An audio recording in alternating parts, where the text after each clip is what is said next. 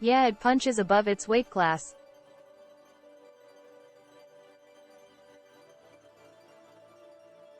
Imagine.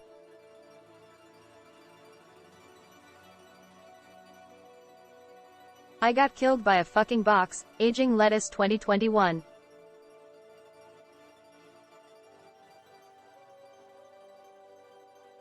Fucking Care Bears.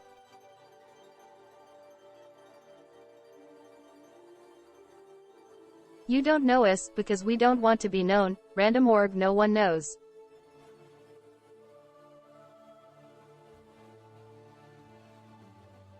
Better watch out dropping knowledge bombs like that. Morph may try to get you nerfed.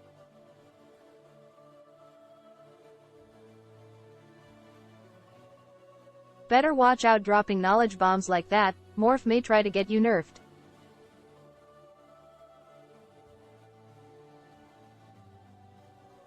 Pyro 2020.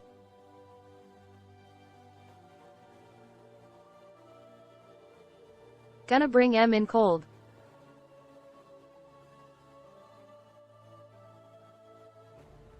Kill.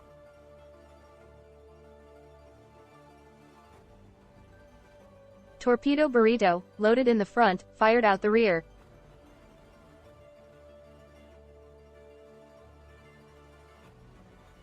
And we're like, yeah no shit, we know it's missing.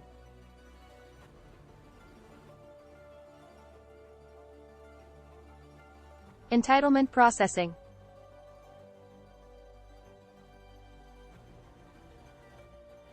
Soon. TM.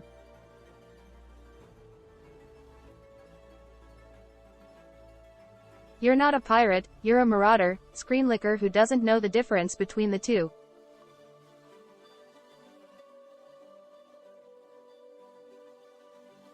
The only constant in game development is change.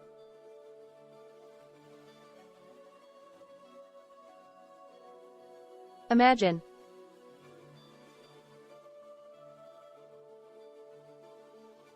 Imagine.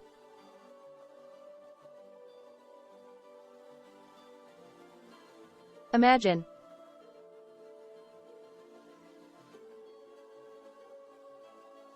Elevators have been fixed, every iteration of the patch notes.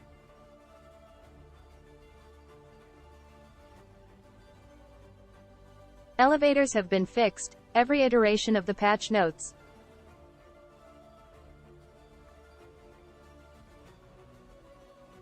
Everyone loves Vag, DG 360.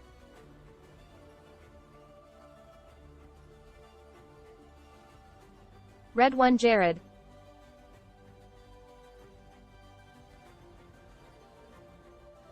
This is indeed valid gameplay, be careful out there.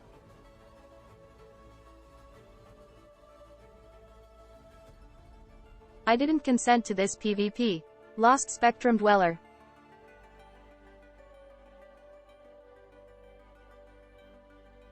You're not a pirate, you're a marauder, screen licker who doesn't know the difference between the two.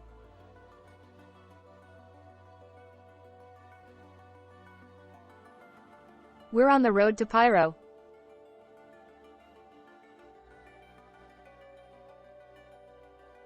What is this man doing?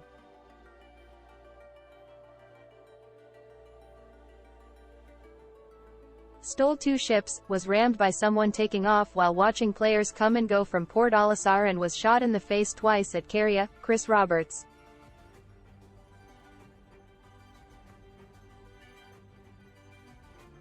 Imagine.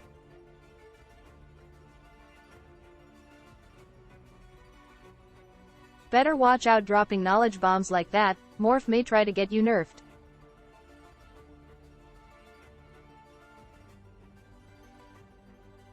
Kill.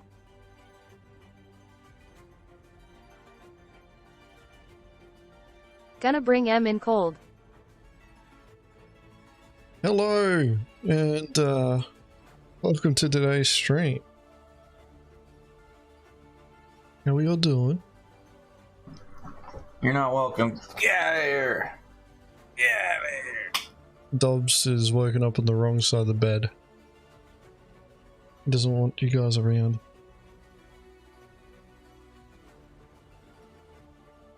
Or maybe he does. He's just putting on an act.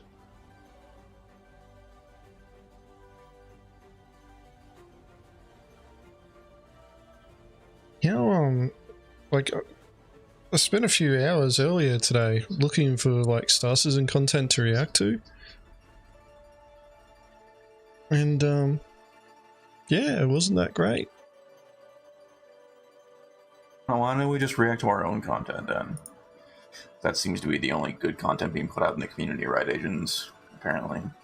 Well, no, there's a few other ones, it's just not as much. Like, the amount of people that are doing 0 to hero stuff is getting ridiculous now, but the thing is like, they're doing a 0 to hero on their stream, and then their stream goes for like fucking 4 to 6 hours.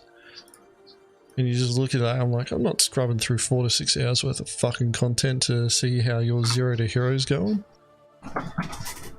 But you know what, Agens? Instead of watching content, how about you listen to me make content? Because I'm going to have Premiere Pro open, and I'll be working on videos for the YouTube channel. Doesn't that sound fun? Yeah, man. Progress. We'll have a video up soon. I don't know how soon. How soon, Dobbs, do you reckon we'll have the next video going? Yes. Okay. There we go. More than likely we'll try and aim for next week Monday. Even if Dobbs gets it done earlier, I'll postpone it until next week Monday. River Grit vid popped up. Is that the one where he explained? That's the griefing one. Yeah. Yeah. I agreed with... There were some parts of it that I agreed with. But, yeah, if you want to know our thoughts on it, I believe it's last week's stream where we watched it. Yeah. I was drunk.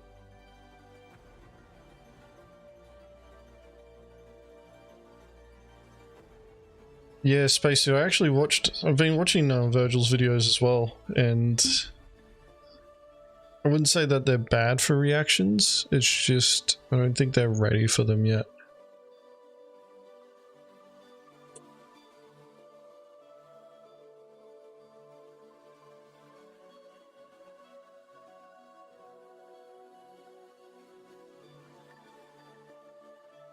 Selling drugs with your friend and he was getting pirated. You show up in your C2 and save the day.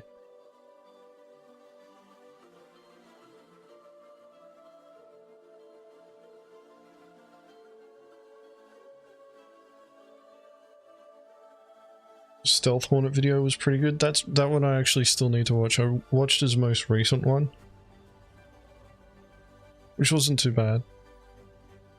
It's more just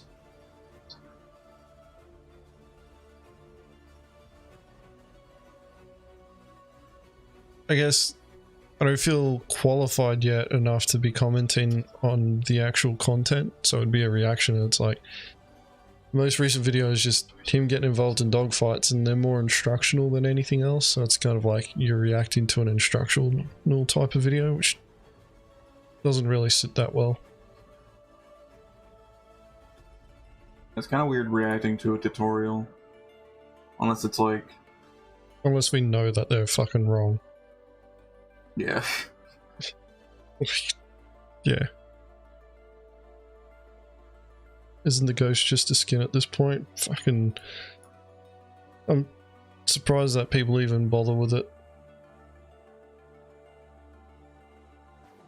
But I believe Virgil was just making a point using the Hornet Ghost.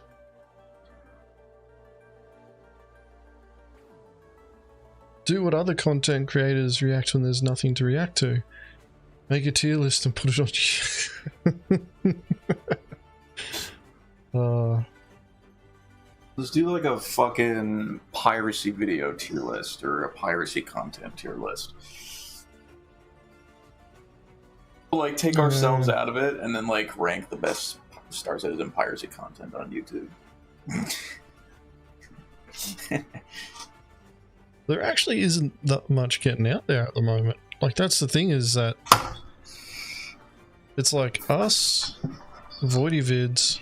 I know like Cutlet's doing shit, but I don't think he's uploading to YouTube still for his piracy content. It's all still on his stream. Barely does it.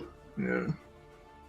I don't know if it's like he's just stopped doing it, or if not much happens on the stream that warrants like a dedicated video, which does happen all the time. Not in his case. I'm just saying, like, generally speaking. Well, it's also a lot of time and effort, really. Like, you got to rip it from the, like, unless you record while you're streaming, you've got to rip it from the stream, and normally Twitch will add a lot of compression to the video to save memory, and it just makes it really shit to work with. I need to take off my pants for this fucking stream, I guess.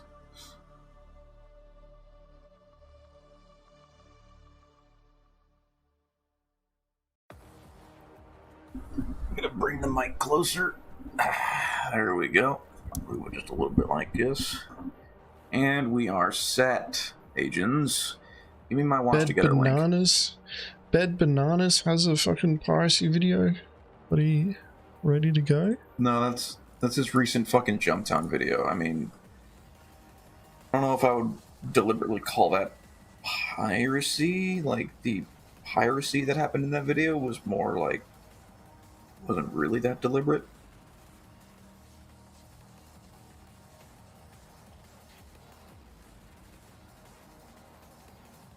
Be technically classified as piracy, though, because they did like steal some boxes and whatnot. That's 2.1 million views, Agens. What do you think about that? Like, I know that he did a Jumptown video. I haven't watched it.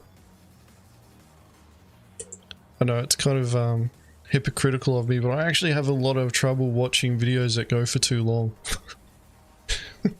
Which you fucking kidding me? Is a hypocrite. Yeah, I know. Yeah, man. But the reason why I have a problem watching videos that go for too long, especially for Star Citizen content, is because I get more motivated to play Star Citizen, and I'm like, I'm just gonna fucking stop watching this. I'd rather, you know, do than watch. And that's one of the things. It's like, thank you very much for this, the super chat there, Space Dude.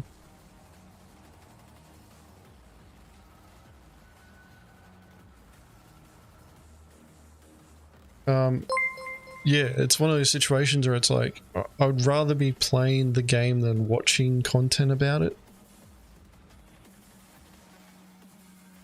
Like, fucking the current state of Star Citizen, even with the, what was it, the 0.1 patch out. It's just frustrating. Like, Monday. Yeah, yesterday. Actually, no, it's Wednesday for me, so, buddy, it's, 2 days ago now. We managed to snag a C2 that had 640 SCU of RMC in it. And holy shit, was it just a pain. Like, the hit went pretty straightforward, bloody. I don't know what the hell old mate was thinking, because it was just like a lone guy. He was in a hospital gown flying his C2 to Arc Court from Arc L1. You know, standard snare, interdict, but he disable. We brick the ship. 3 guys go on board it. One of the guys dies trying to go up the ladder because they didn't know how to do it properly. The other 2 take the elevator. And they go to the fucking, they go to the cockpit, and they didn't see old mate straight away until they looked at the roof, and there's this guy in a hospital gown just floating on the roof. And the thing is like, when a ship gets bricked, it loses gravity, and unless you're wearing an undersuit, like a spacesuit, you can't move. So old mate would have just gotten out of the chair and then just floated to the roof and been stuck there. So this is one of those things where it's like, the hit itself, to start with, went, you know, pretty stock standard for a piracy hit. And then it was moving all the boxes, and that was just painful.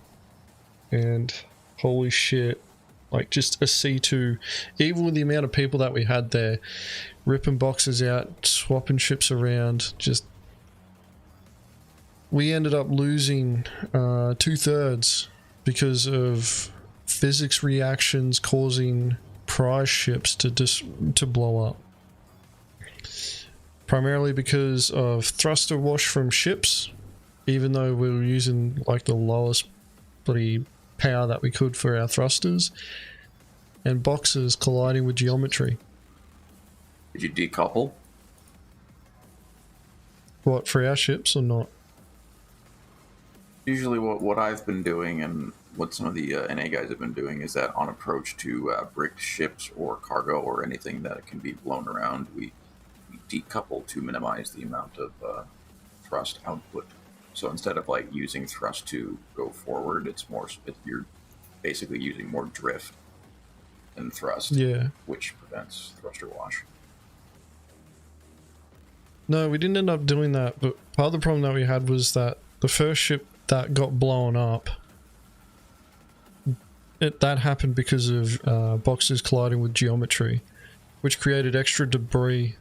So even if we hadn't caused anything to hit, like even if the thruster wash didn't hit the C2, it was thruster wash hitting other pieces that eventually drifted into the C2 and caused problems. But for us, like, even with as careful as we were trying to be, it was just issue after issue just trying to move those boxes. And even then, like, I don't think, like, how many ships did we lose? We lost the Corsair. The prize ship then was the last thing to, no, second last thing to blow up. Yeah. Corsair, and then the prize ship blew up. And then when the MSR returned for the second time, that's when we ended up hard killing the prize ship, or the C2 that was full of RMC. And I think what had actually happened was that there was some desync between the MSR pilot, what they were seeing, and the actual position of the ship. Because what we were seeing and what they were seeing, like, we were like, what are you doing? You're too close to the ship. And he's like, no, I'm still on approach. Next minute, bloody C2 starts bouncing around and I see an explosion. And I'm waking up at Grim Hex.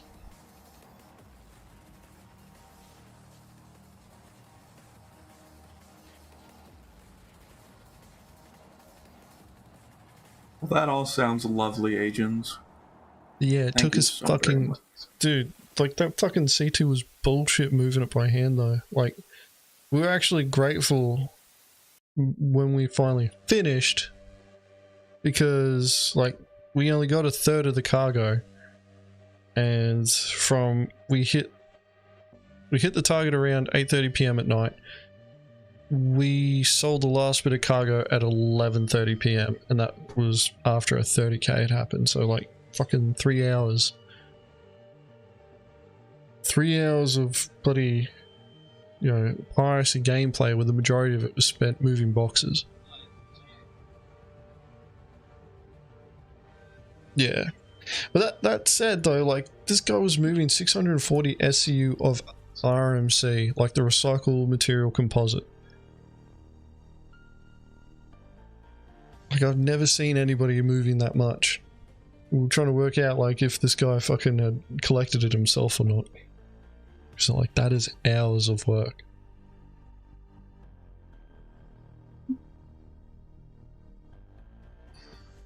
A very lovely story.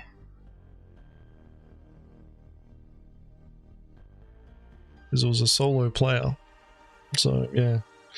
Or maybe it was, like, the RMC for an org. They did an org event and fucking we pirated them. It was so much. But yeah, that was our Monday afternoon. Or evening.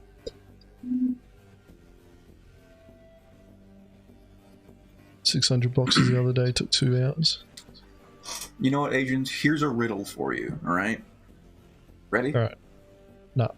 Go. Take off my skin. I won't cry, but you will. What am I? An onion. That's right.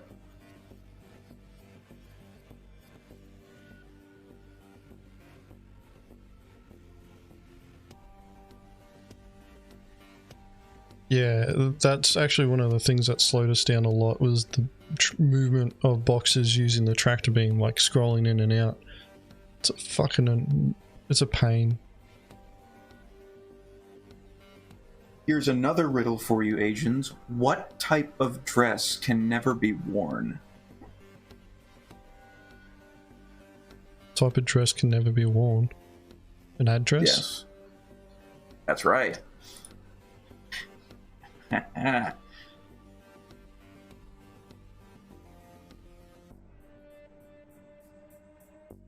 Alright, Dobbs seems to be bored and that's why he's asking me riddles, and I think we should actually start moving on to reacting to content now. Where is it? I'm going to find the link. So the first video that we're reacting to is from a guy called The Fifth Dread. I don't know, I keep wanting to say a different name. It's got Fifth in it, it's got Dread in it, so I'm pretty sure it's the right name. We'll see in a minute. He introduces himself in the video anyway, so he can correct me there. Well, there's the video there, guys. That's the link to the video for you to watch in your own time if after you're done. It's also in the description of the video as well. But what we're going to do is we're going to switch over to this scene now, and it will transition now. There we go. Yeah, let's mute that background music. Apparently it didn't mute. Now it did. Alright, Dobbs. Oh, I already watched this shit. Okay. You already watched this one? Yeah, part of it, yeah. Yeah, okay. Well, I haven't watched this one. I was interested. Salty Mike. I don't remember it, so, like, I'll probably be watching it for the first time again. I don't really remember what he said.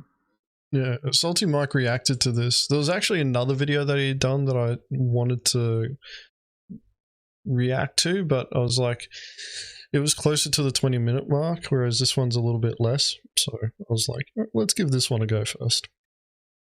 Hey. So, yeah, this is Piracy and PvP is good for Star Citizen. Please hit the play button or I'm going to ask you another fucking riddle. What's up, guys? This is Fifth Dread, and I just want to make a quick video about Star Citizen Piracy and PvP. Is it a problem? What do I feel about it? I've been playing the game since late last year, and of course I have opinions. Who doesn't have opinions? And I love to talk about them, so that's what I'm going to do today. And I'll tell you right now, I definitely am going to have some hot takes in this video, so if you disagree with me, that's fine. Wow, leave a comment and let me know. Takes. I can take that. So really anyway, let's talk about it Agens. from the beginning. PvP, okay? What is PvP and what is piracy? And is it a problem in the game? Now, I'm going to spoiler alert you. I don't think it is a problem. In fact, I think it enriches the game. Now, cool, thank you. I'm not a pirate myself. I'm somewhat of an honorable player. I'm somebody that plays Mass Effect, right? And I can't make the mean guy choice. I just can't do the renegade option because I'm a paragon. You know what I'm saying? I like to be the nice guy, you know? But they're the fun ones. Why would you not go renegade? He's a nice guy. Hey, shut the fuck up, Agens. He's a nice guy, all right? He doesn't want to ruin the experience of other players because... But he's talking about Mass Effect. Yeah. Mass Effect's a single player game. He's generally speaking, right? Like, he considers himself an honorable player.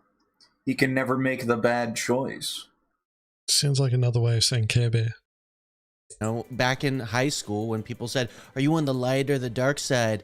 You know, so many of the kids, the teenagers back then were all edgy and they were like, oh, I'm dark side. And I was like one of the only ones that was like, yeah, I'm on the light side. And that's just what it is, right? I guess that means you're just a nerd because the dark side is for cool kids, right, Agens?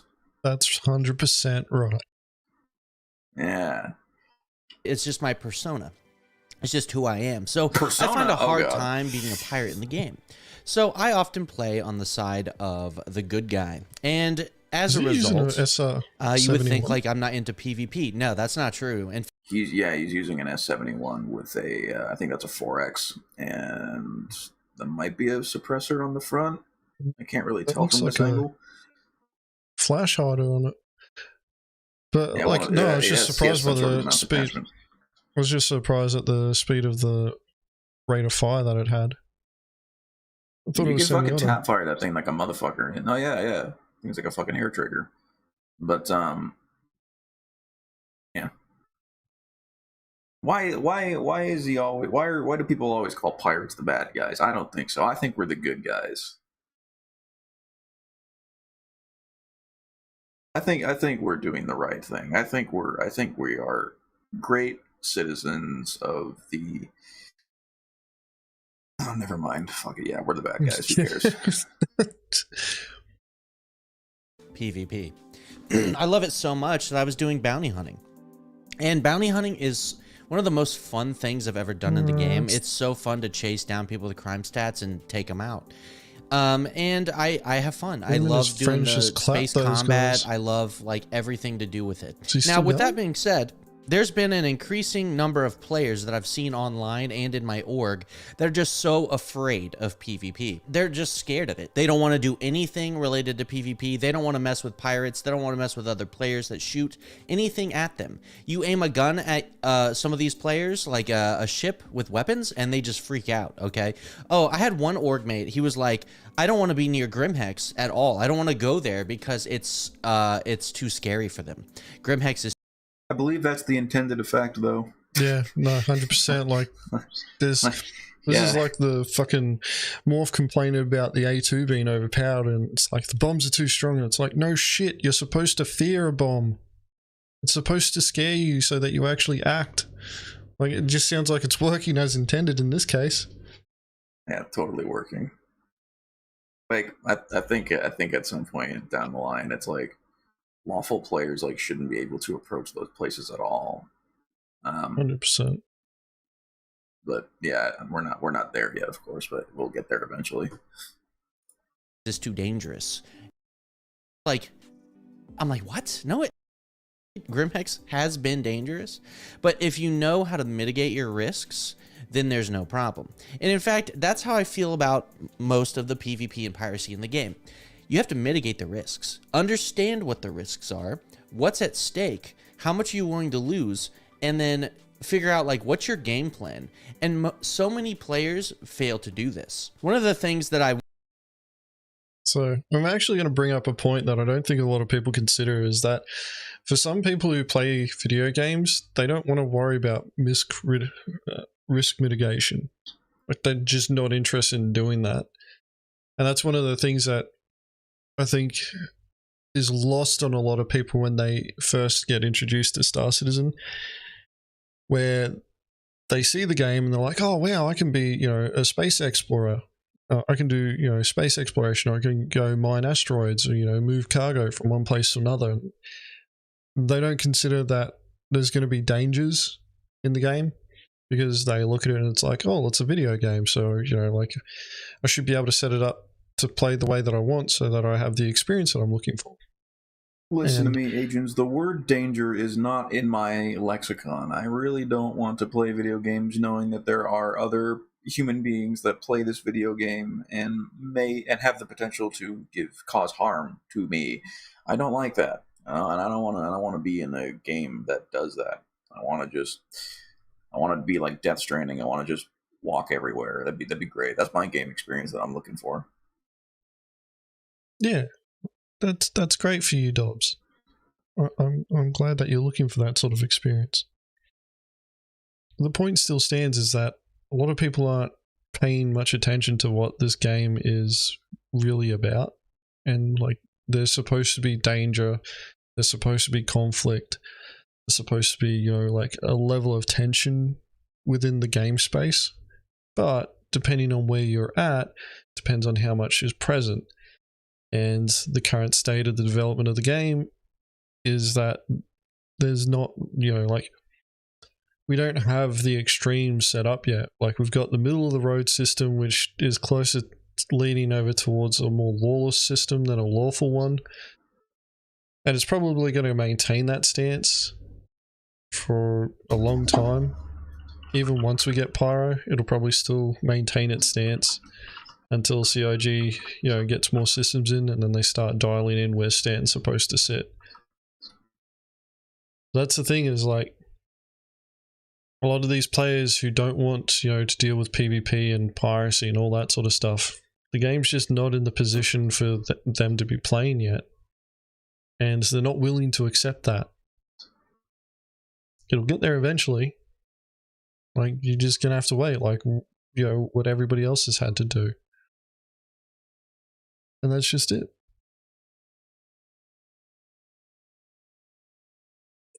I want other players to realize is that risks, for example, one of the games that I really have grown to enjoy was Monster Hunter. Okay, it's a franchise of it's a PvE game, right? But it's all about risk versus reward in that game. It's about planning, right? So in Monster Hunter, it was all about planning for your hunt. In more modern Monster Hunters, it's less about planning because, you don't really have to think about what you're bringing with you on your hunt as much as you used to back in the day in the older Monster Hunters. But Monster Hunter was all about planning your hunt, right? So what do I take with me on the hunt?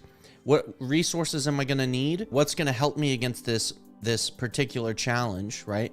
And then you go and face that challenge, and then through struggle and perseverance, you might win or lose, right? And it makes the victory taste that much sweeter when you prepared and you successfully met the challenge with the appropriate response, right? You looked at what you needed, you took the necessary precautions, and then you executed and you succeeded, right? And that feels great. Star Citizen is the same way. If you're doing anything in Star Citizen, what you need to do is realize, like, you're probably gonna get attacked. This is a full loot PvP game, and I understand the game's still in development and things are subject to change.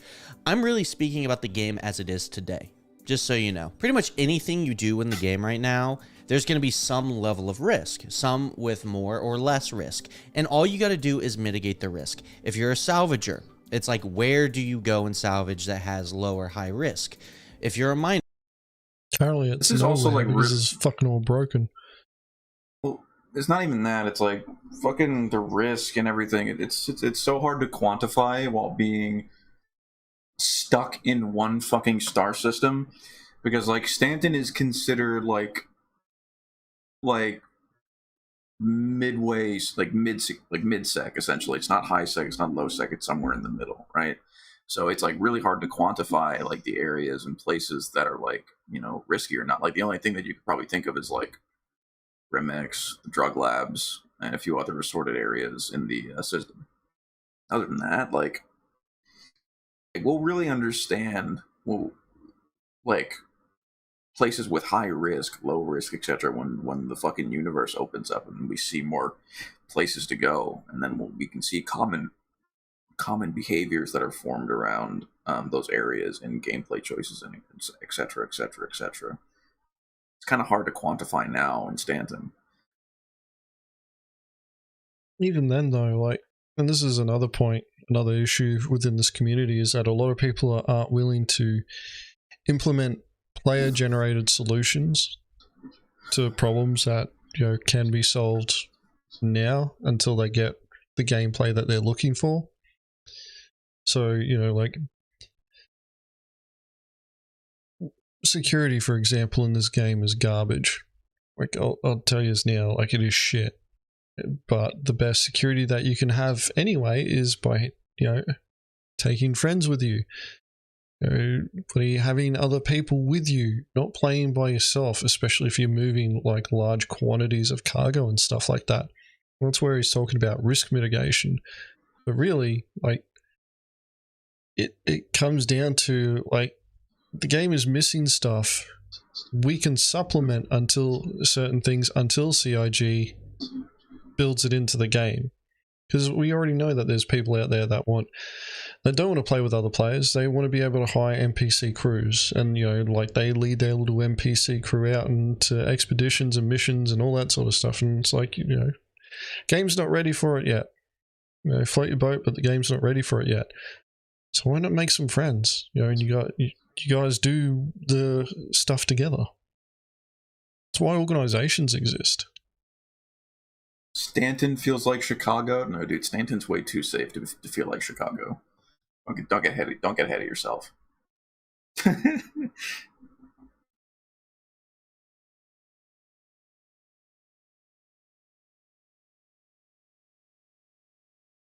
Yeah, it's this is one of those things where it's like a lot of the community, and I've said this plenty of times, a lot of the community want their content spoon-fed to them.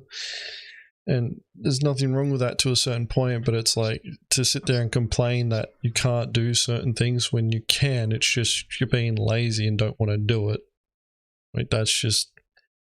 Agens, are you telling me that I need to play this game like a sandbox and actually have agency over the kind of fun that I have in this game and not fully rely on the developer to give me my fun?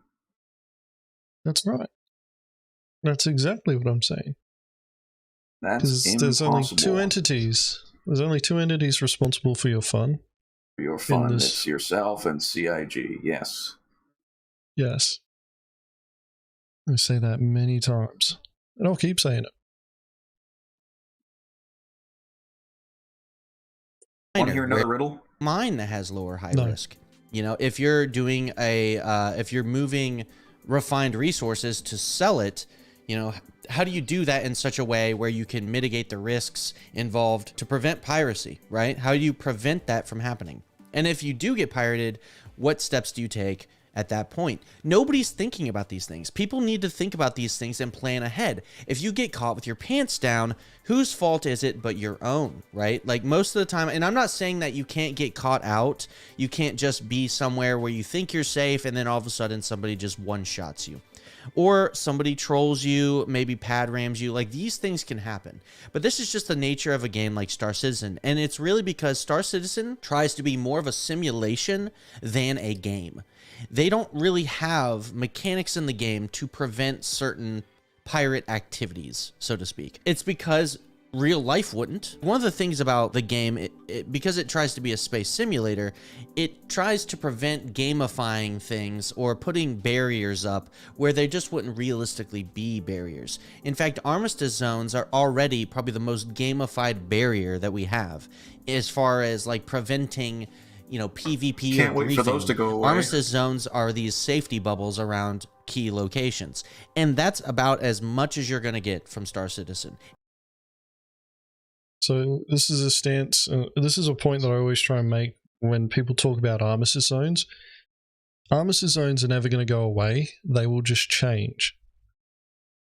Because an armistice zone indicates an area or a space that you can go into. Well, I think he's talking about hard armistice zones. Like the way that we know them now, where guns are just not allowed. In the future, like, armistice zones will still exist. However, you'll be able to, like, for instance, like, smuggle guns inside. You can shoot people inside armistice zones, but the AI security should be so refined that they'll just shoot you and or capture you on site the moment you do that. And it's going to be, pretty hard to smuggle weapons inside of major landing zones. Outposts will be a different story because I'm pretty sure outposts are going to have, stationary turrets, missile turrets, etc., etc., etc. But yeah, I feel like that's what he's referring to, though, in this case, and not essentially like all armistice zones in general. But that's still like an area where you can't, like an area where you're not supposed to take guns into is still a hard armistice zone. Like, and this is the point that I want to make, and because a lot of people don't understand this nuance, in the sense that the armistice zones will evolve into, like what you can and can't do, but you're still allowed, like if you want to. Like right now, if you want to pull out a gun in, inside a rest stop right now, you can't. The game will not let you. There will come a time where the game will let you do that. It will still be a hard armistice zone, though, because you're not supposed to. And that's where, the point that you're making, Dobbs, comes into, like, fruition. That's the evolution of that armistice zone. but it would still be referenced as a hard armistice zone. And that's one of the reasons why, like, I want to be pedantic about the language used with that, so that backers who, you know, really rely on content creators to consume, you know, knowledge about the game don't get the wrong impression where it's like, shit, you know, we're going to lose hard armistice zones. Everybody's going to be able to, you know, like pull out guns and it's just going to be like a full-on FPS battle. I'm going to have to fight my way out from my hab to, you know, my ship. And some places you might actually have to, which fucking would be fun. But, you know, in other places it's like, yeah, somebody could pull out a gun, but if they do that, they're probably going to get taken down themselves, and then they're going to get sent to prison, and they're probably going to have a long-ass sentence because of that. And that's the deterrent that players will need to consider, you know, when it comes to actions that they take, and that's how they enforce a hard armistice zone. Yeah, well, not to mention, like, there's also going to be security checkpoints at rest stops and fucking landing zones where security is going to make you deposit your armor and your weapons in appropriate bins or places or storage lockers or whatever before you can actually enter the heart of a city. And which would then open up for, you know, smuggling routes inside of a city to, you know, to get over to bypass that. But again, this is all fucking theory crafty bullshit, and we don't even know if this is still the plan. So I guess we'll find out. In fact, I intend on getting rid of those. So, you know, until the game has like proper mechanics, which is like security forces and stuff like that, so, like police ships or whatnot, better security, until these NPCs can handle the situation, we're gonna have armistice zones. It's just what it is. With the way the game is now, there's ways to mitigate all risk, and I think that people that are afraid of PvP, they need to know a couple things, and I'm gonna tell you those things right now. First things first, if you're a purely PvE player, you don't like doing PvP combat and you don't want to, that's okay. The game still can be for you, but you need to understand a couple things that'll put the game in your favor. First things first, have friends. Strength in numbers is your biggest advantage that you can get. Okay, these pirates... It's so bizarre and strange to me that a lot of people don't understand this concept.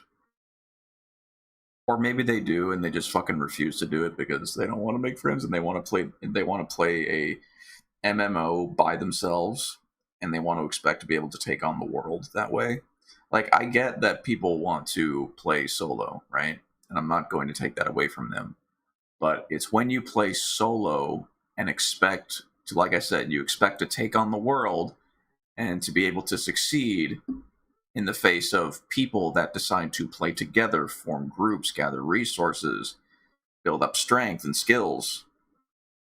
Like, it only makes sense that you do not succeed against a force like that unless you have some fucking main character syndrome, right? You can play the game solo. That's fine. But don't expect to be successful at group activities or activities that require groups to accomplish. That's where we need to draw the line. Yeah, like, it's just going to end up being a reality check for them. Like, CIG has been, what CIG has put into this game has been pushing further and further in the direction of, like, you really need friends to play. You can do some things by yourself, but you're going to be moving, you know, you're going to want to make sure that you're moving from safe zone to safe zone, and you don't really want to stray too far out of that. And if you do, and you're by yourself and you get caught by a group, you're pretty much done for. And that's one of the things that, you know, like, a lot of players who are very PvE orientated, they don't want to go through that experience because they suffer from fucking main character syndrome. They've played too many single player games where, you know, they're the hero of the story and they're always going to win. And they see Star Citizen and they see the potential of them having that sort of experience again, but all the other players that are playing are in the way.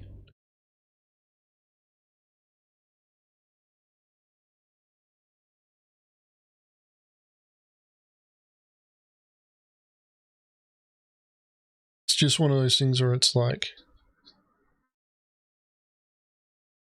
you can't seriously expect CIG to listen to those people and go, all right, we're going to give you guys the experience that you're looking for where you can take on the verse and win.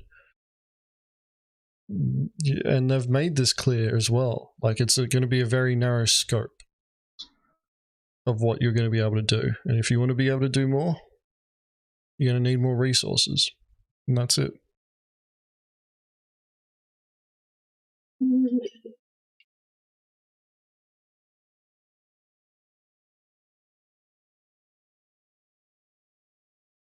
Okay, these pirate orgs, a lot of times pirates run solo. They fly solo, and you might have like one guy, some people call them murder hobos, whatever, okay? You can prevent that guy just by having strength in numbers. Run with your friends, have some multi-crew, have a group, be in a group, you know what I'm saying? Now, I know that it's hard for a lot of people, you know, people don't like to group up. I understand, people like to play solo. You can still mitigate the risks. If you're a solo player, now all of a sudden you got to think about like, okay, how do I get out of a situation that I don't want to be in? So many times, players that get pirated could easily have escaped had they had a little bit of situational awareness. If you're not watching your radar, what are you doing? First off, if you see pips on the radar, are they friendly? Probably not. Never trust a blue pip just because it's blue. That could just be a pirate that's on vacation, okay? He could easily flip the switch and be on you. Always look at somebody with a little bit of skepticism. It doesn't matter who it is. If they act friendly and you're not in an armistice zone, you're probably at risk. Yeah, this just goes back to fucking, I remember you said this during, you reacted to one of Erad's videos. What does red mean, agents? Yeah, it's just hostile. Doesn't mean fucking criminal. Yes. And what does blue mean? Non-hostile. Doesn't mean friendly. That's right. Risk. Right. And risk, it's up to you. It's up to you. You gotta outweigh, what do you have to lose? Do you have a full load of cargo? Maybe don't talk to that random stranger. Maybe get out of there. Do you have nothing on you? You can afford to take risks. I mean, it makes sense. You don't need me to tell you this. Tell me if this sounds like a familiar post on Reddit or Spectrum or whatever. Oh, you know, I was just minding my own business. I had a full load of cargo, and then all of a sudden I got killed. I work 30-hour days, and you know, I come home tired and exhausted, and after a long day, I just want to sit down and relax and play Star Citizen.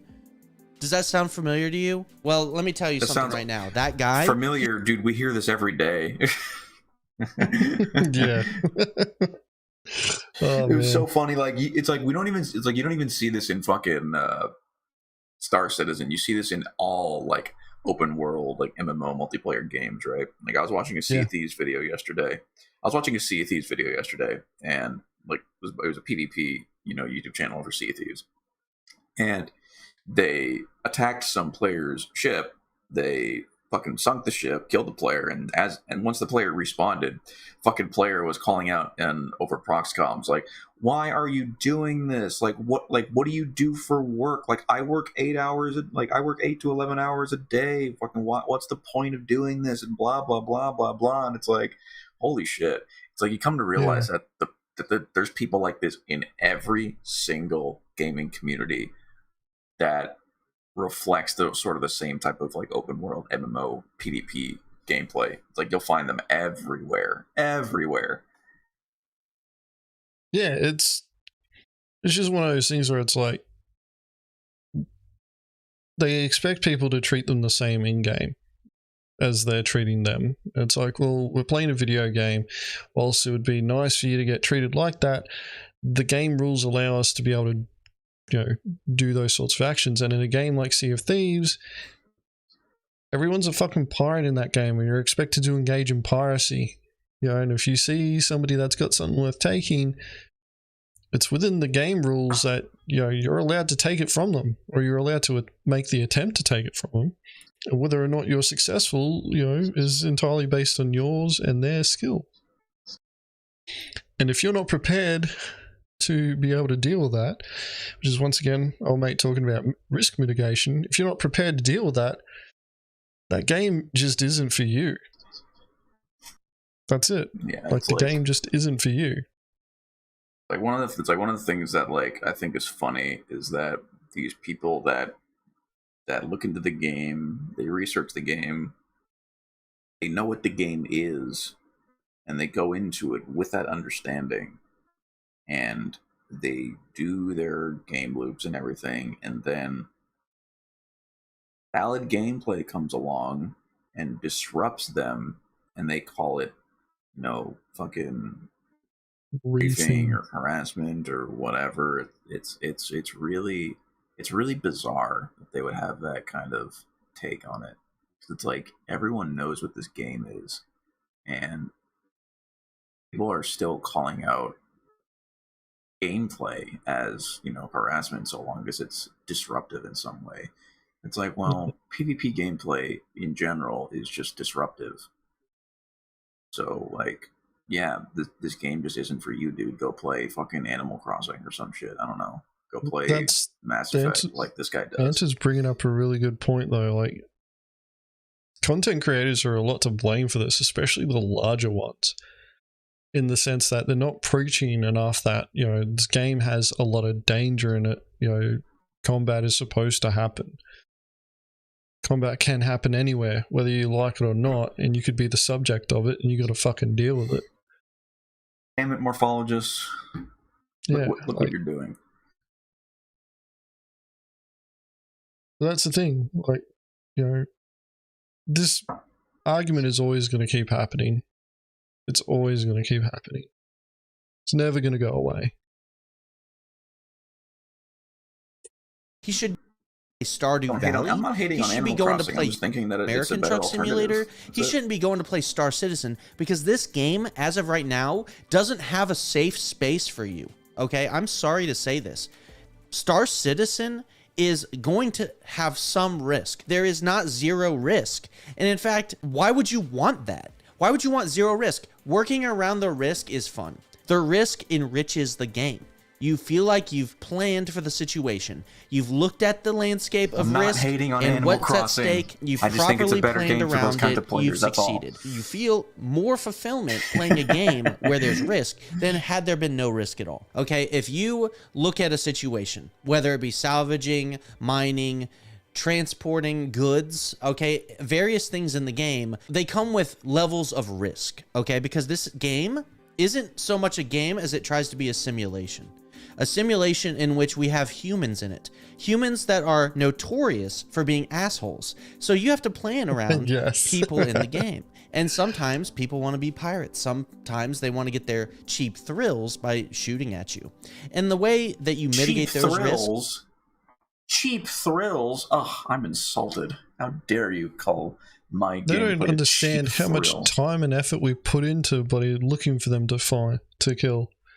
And again, like, if you kill them as they're coming out of the hangars, like, yeah, I guess, like, that's a cheap thrill. But, you know, if you're pirating someone, you spend a lot of time looking for them.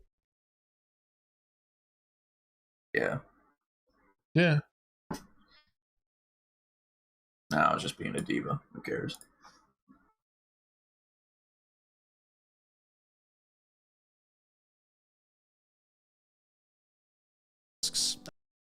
Is simple. All you got to do is plan for them. What are the most likely attack surfaces for the enemy, right? Think about what they're going to do. Put yourself in the enemy's head for a minute. How are they going to get you? If you're a salvager, you go out and you salvage various locations for salvage, right? If you're going to mitigate the risks as a salvager, all you got to do is go to the safer location. Far away Lagrange points, unlikely you're going to see anybody there, okay? The ones closer to big hub locations, those are the ones more likely to be traveled by pirates. But still, right, the further out you go, the better. Air and Halo is absolutely safe because you're out there literally in the middle of nowhere in the wilderness. But it's also very hard to find anything there. So the game likes to balance risk and reward in some aspects, right? It's very low reward, but it's low risk in the Air and Halo. You mine the Rings of Yila right next to Grimhex, the freaking capital of the pirates. Hex, thank you very much for the super chat, mate. Really appreciate it. Cheap or deep thrills? Maybe both. Piracy can get quite philosophical. All the debates around it again.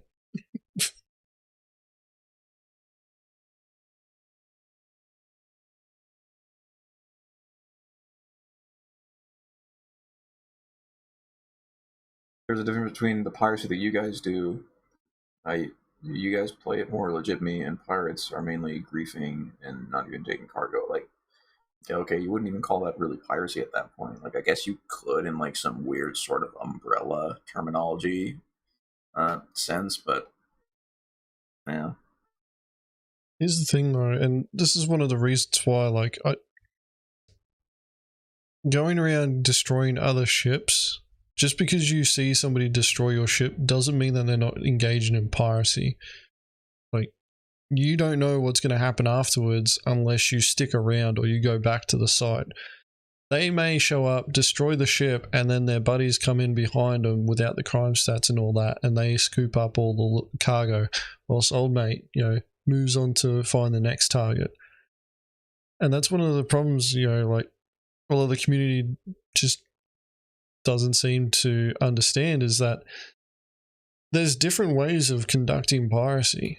Lots of different ways of doing it.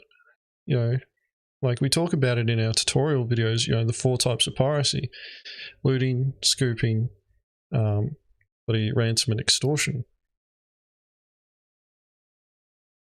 And doing, you know, looting and scooping, like, can be done, you know, different ways. The core principle is still the same. You know, like, you're taking the cargo on, putting it on your ship and then flying it off. The state of the ship, you know, when you go to perform either type of piracy, so looting, you want to keep the ship intact so that you gain maximum profit. Scooping, you don't really care about the ship staying intact. You are more than willing to destroy it. But just because you're the one that destroys that ship doesn't mean that you have to be the one collecting the cargo. You can have your friend do that. You know, you may have friends that are more interested in doing that. They're more interested in the logistics side, you know, collecting cargo, stacking the boxes, flying it to somewhere where they can get the best deal for it. They're still engaging in a form of piracy because they're moving stolen goods. People would argue that they're closer to being a smuggler. You know, maybe, maybe not. But, you know, it's part of the piracy gameplay loop.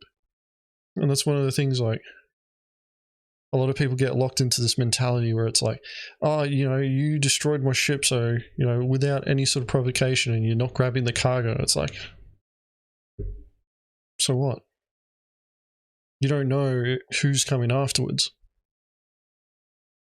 I may sell, you know, the location of your derelict ship that's full of cargo to a cargo hauler who's more than willing to show up and transfer all the boxes onto their ship, salvage the, you know, wreckage, and bloody take it somewhere else to sell. Thus, me as the pirate just gets to do the fun part that I want to do. And then the person who wants to move cargo and do trade and, you know, salvaging, they get to do their stuff.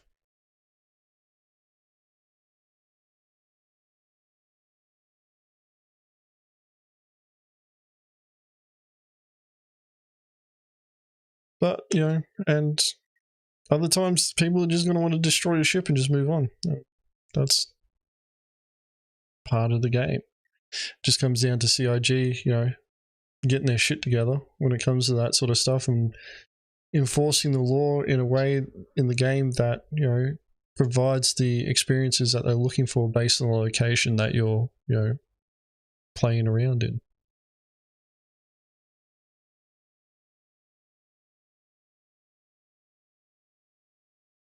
Piracy world right now, it's going to be higher risk, but it's going to come with greater reward because now there's a lot of panels in the Rings of Yla to be salvaged. Now, another thing to realize, more so than just planning and, like, you know, going to locations, you got to know how to have good situational awareness. People don't even realize what's happening until it's too late. You need to realize if people are around you, you have radar and sensors, okay? You can. This is like a huge understatement, especially when was it 311 when we could take stuff from the rocks, and a lot of people just did not know that. Yeah, the amount of times, man, that we'd see like ships, you know, like we're all hovering around an outpost, and, you know, ships would just come in, land, load their rock up, and go away, and then we'd just follow them. They'd see us there, wouldn't care, land, start mining.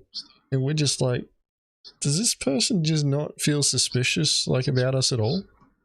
Never. And it took a while, but, you know, like, once enough videos got put out there of people doing piracy when rock mining, you know, was at its peak, that's when, you know, like, the community started going, oh, I need to be a lot more suspicious of other players. And that's one of the things that's like, you know, I partially blame CIG for this because they're not teaching players to be more suspicious of those around them. They just kind of expect you to do that and think like that, but not everybody does. They need to be taught. See if players, and if you don't and it's too late and it happens so fast, well, now you got to bug out. And there's got to be a bug out plan, especially if you're a salvager or a miner. You should be thinking, like, if I get attacked right now, how do I get out? And then if you do get attacked, hopefully your planning helped you get out of that situation. If you mitigate the risks, if you plan, then you're going to be rewarded. I have yet to be pirated in the game, but I have been killed in PvP plenty of times, trust me. I understand that there's always a level of risk. How much are you willing to lose? Is it really a good idea to load up that C2 with $2 million worth of cargo? Probably not. And if you do want to do that, what do you mean? It's a great idea. Why aren't you calling for a friend to escort you or something? Why aren't you having somebody help you out for a minute, man? Like, hey, like, reach out to an org, be like, hey guys, you know, I really don't want to get pirated here. I kind of got a lot of money at risk. Do you guys mind?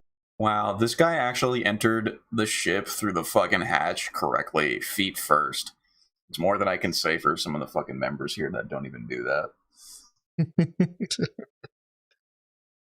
Okay, we don't need to worry about that anymore.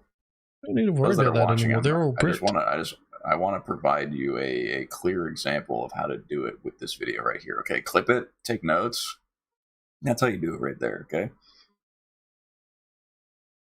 Mind, like, you know, escorting me to the nearest whatever, and like, people are gonna do that, dude. People will love to do that. I would love to do that for absolutely zero money, okay? Because I just love playing the game. I just love to be in the game. And there are people just like me that just want to go out and hang out and help a bro out. Reach out to somebody. Be like, hey, I could use somebody's help real quick. The last piece of advice you're gonna hate. Get good. Stop being afraid.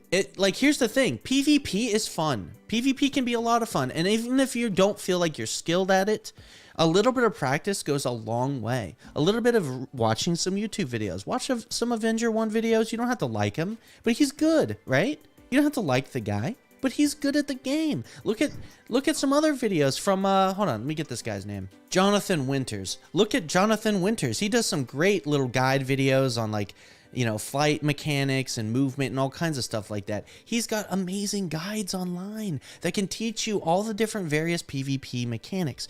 Fly around in a light fighter. Get used to it. Get good. You know, feel confident in yourself. Somebody fights you, get excited. And watch all be like, Jonathan Winters now we can videos throw right down. now, guys. We're all going to learn together. I've killed players in my C8R Pisces that want to fight me at Korea, trying to troll me in freaking fighters, no less, okay? And I just run circles around them because I practice. I'm in a C8R and I have no fear. I will kill you. And I did. You can do it too. You don't have to be in a good ship. You just have to be a better pilot. And that's what it takes, okay? Get good, get some practice in, and enjoy the game. It's a part of the game. Hang on, I saw something in chat. In your opinion, what's the best next thing for Star Citizen piracy and the worst thing that can come down the line? So I guess like what do you think, Agens? The best thing that's coming that would be good for Star Citizen piracy? I think I already know the answer to this, but what do you think? Ship-based tractor beams. Yeah, that's it. Yeah, I knew it. All right, cool. And what about the worst thing? What can you think of that's coming down the pike that could potentially be bad for us? I honestly can't think of anything, but what do you think, Agens? It's going to be there's a bit of a dichotomy that's going to happen with this answer because it's master modes. So it's going to be bad for piracy in the sense that we will players will finally find out just how powerful turrets are. But it's good for us because, you know, the flight combat model's getting an update, combat slows down, and it starts becoming a lot more visceral. So I like that part, but it's going to be a reality check for a lot of pirates when it comes to their skill level and in-flight combat, that if they haven't been fucking practicing, they're going to find out real quick just, bloody, you know, like, how I can't much wait for more that, important because flight combat capability is when it comes to doing piracy gameplay. Some of you guys need that reality check, so I can't wait for it.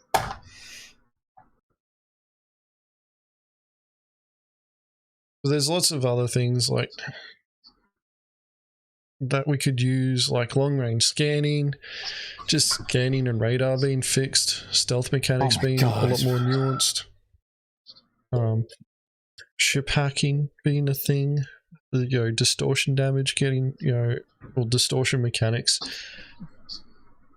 getting their updates, being able to remove ship components. Like, there's lots of, you know, small things that can help, but really the next big thing would be ship tractor beams. I've been waiting for scanning to be fixed since 3.14 when it fucking broke, man. Like, it's been so long. The Legionnaire? Fuck the Legionnaire. I'm sorry. I'm just gonna be frank, dude. The Legionnaire was a waste of my money.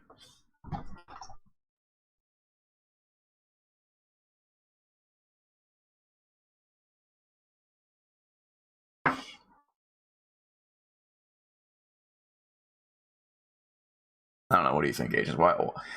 I don't want to go on a rant again, but what's the reason why the Legionnaire? Yeah, okay, here we go. The Legionnaire is going to be, like, based on what we know so far, the Legionnaire is going to be trash. The reason why is that you conduct a boarding action and you got to run down a tube to a fucking, like, you're running down a choke point. They know you're coming. Okay, it's not a stealthy ship. You have to hack the door open. So, you know, I imagine that there's going to be a system that alerts them that there's a ship coming to dock with them, which means that chances are your Legionnaire is coming in during the middle of a fucking fight. The crew's on high alert. As soon as, you know, word on that ship, you know, comes out that, hey, they're bringing a Legionnaire, the first thing that, you know, that the crew is going to do is go, we're about to get boarded. Which door are they coming through? And they're all going to fucking run there. If you want to go through the experience of trying to, you know, push through a Legionnaire bloody boarding tube, old school Jump Town, so before they did the rework of the building, pushing into Jump Town, where you had the single access door and you were trying to push in. All you needed was that's effectively pretty much what the Legionnaire is. Yeah, like that's the scenario that you're going to be doing in the Legionnaire. Unless CIG introduces like bloody shielding and riot shields and, you know, like different weapons, different grenades and shit like that. But, you know, like, we don't know. If you were to take like the example that Agens proposed, with the airlock at the Jumptown lab, if you're up against a somewhat decent player or group of players or pair of players that are on the other side of that door, you will realize that trying to breach through that door isn't very fun. So that is essentially the same thing that you're going to get with the Legionnaire. Now, with the current FPS tools and mechanics that we have, it simply does not make the Legionnaire as a boarding ship viable. You ever heard the term fatal funnel? Because that's exactly what the Legionnaire is. And without tools and gadgets like different grenades, like flashbangs, smoke, etc., without things like riot shields and other means of protection and defense as you're pushing up, it doesn't make sense to use right now, especially with the concept of soft death. makes more sense to completely eliminate the risk of a fatal funnel by just utilizing other ships that have an interior, like a fucking Cutlass Blue, for example, to jump out in EVA and make your approach to the ship from that point. Now, there obviously is some merit to it, right? But until we get better FPS mechanics and tools, chief among them would be riot shield, then it's just not going to be viable. And like, I personally looked at it from like, okay, I can either keep my Legionnaire or have an SRV, right? And my thought process was, I can board ships without a Legionnaire, but I can't tow ships without an SRV. That's right. And that's the thing, like, a lot of people just aren't thinking of when it comes to purchasing their ships. They see the description that CIG gives it and they go, yeah, CIG intends it to do all this stuff. And then it's like, do you actually need that to be able to perform the action? And if the answer is no, and you have a better substitute, then just use that. Like, it is, ironically, it would be actually safer for you to conduct the boarding action in EVA than using the Legionnaire. Because the Legionnaire is a ship that has a signature. It becomes a big fuck-off target for anybody as you're trying to approach the ship that you want to do the boarding. It'll become a priority target to prevent the boarding action from happening for any of your enemy fighters. They will look for you and bloody, you've got 8 guys sitting in that fucking Legionnaire doing absolutely nothing, twiddling their thumbs, bloody waiting for their chance to get their little bit of action in. And bloody, it's only going to take, 1 or 2 fighters to show up, bloody drop the shields, brick the ship, and then they've got an EVA. Or, if the ship gets bricked, they're lucky, but drop the shields and missile the fucking thing and wipe out 10 people in one hit. It doesn't make sense. Like, you have to bring a lot more forces to bear to be able to protect that Legionnaire to conduct that one boarding action. It's not to say that it, isn't something that you could use in the future. It's just, until CIG gives us more information about how you would actually use this, or more tools, and actually puts it in our hands, it's not really worth spending money on it. This is a ship that I would buy in game. I wouldn't use real money for it. I can solve this problem with one word: cleaver.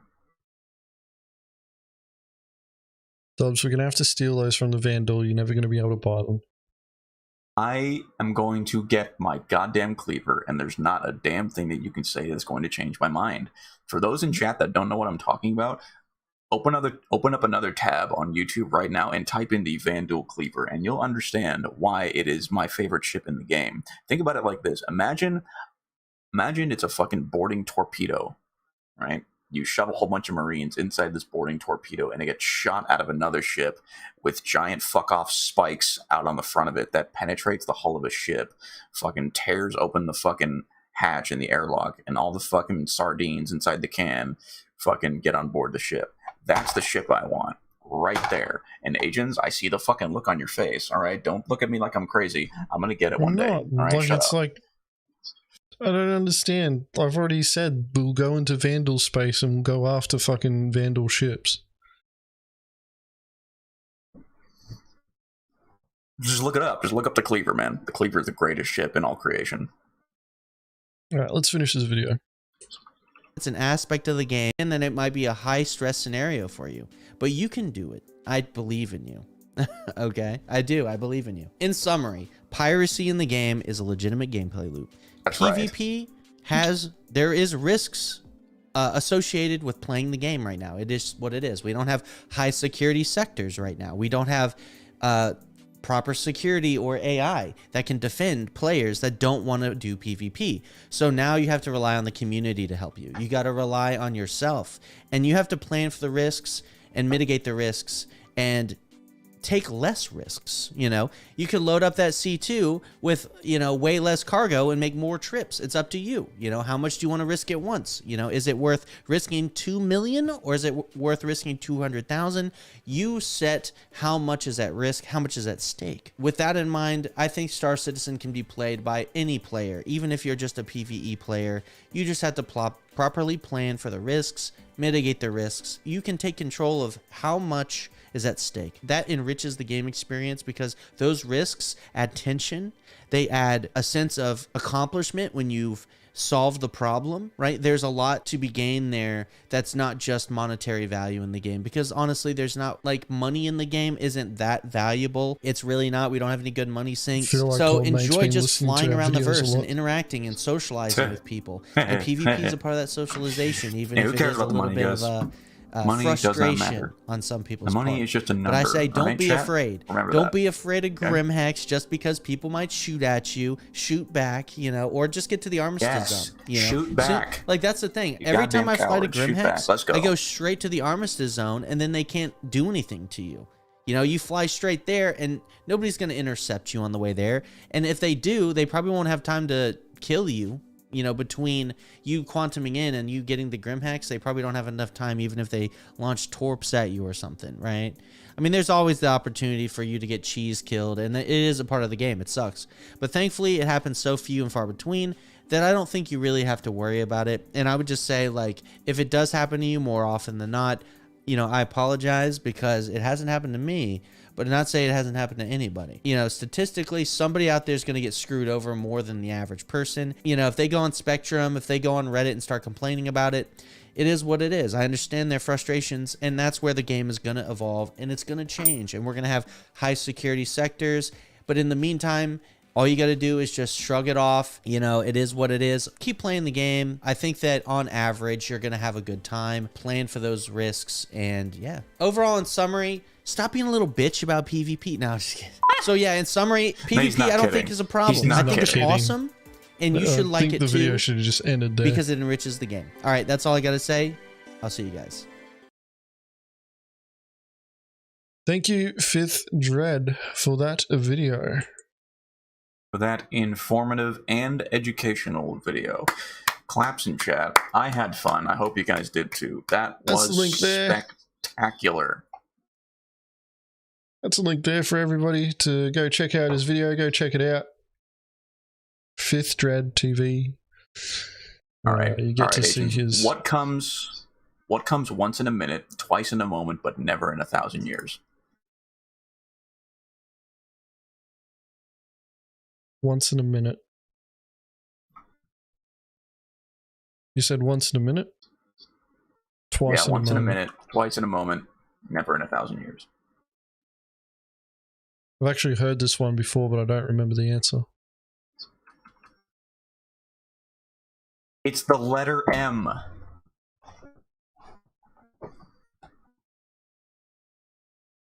I still wouldn't have remembered it.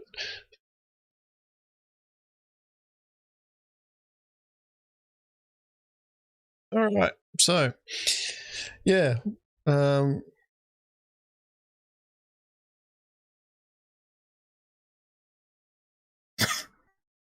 I'm just trying to summarize this video. Like, there's really not much more to say about it. We agree with a lot of what's going on in there. Yeah, that's why I went straight to riddles, because it's like, yeah, can't really dispute much about what he said. Well, it's not even needing to dispute it. It's like we've already done enough commentary. I think we can already move on. But yeah, Fifth Dread, go check out his channel. He's actually got a lot of other videos there too. There's one other one I wanted to watch it before we brought it on stream, but as I said, it was like 20-something minutes, so I decided not to. It was about, you know, Star Citizen, It's Alpha. I actually wanted to hear his take on that. So yeah. Next video that we're going to be reacting to is a tried and true... Actually, no. I'm going to rearrange the tier list in case this...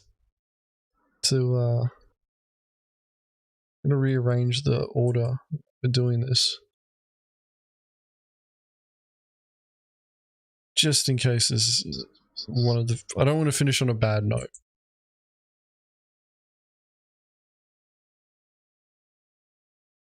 And I know that we can rely more on Voidy to help us finish on a high note. This one, I've watched like the first few minutes and I liked what I saw. So anyway, we've actually reacted to this guy's videos before. Hod, this is his Hod's channel, which is mainly focused on Star Citizen. Wow. And this is a guy who likes to bring him in cold. Oh, for fuck's sakes. Not this guy again. No, it's alright. So, let's go to this scene here. Alright, so, this is Hod's Zero to Hero smuggling at Brio's Breakyard video, and like he's doing his own Zero to Hero thing. These are the rules of his Zero to Hero. Starts with literally nothing, only the starter ship, or only the starter suit. Starts with no ship that he can use, so even a starter. Only uses stolen ships until they can afford to buy. Have to only use starter planets, can't start at Grim.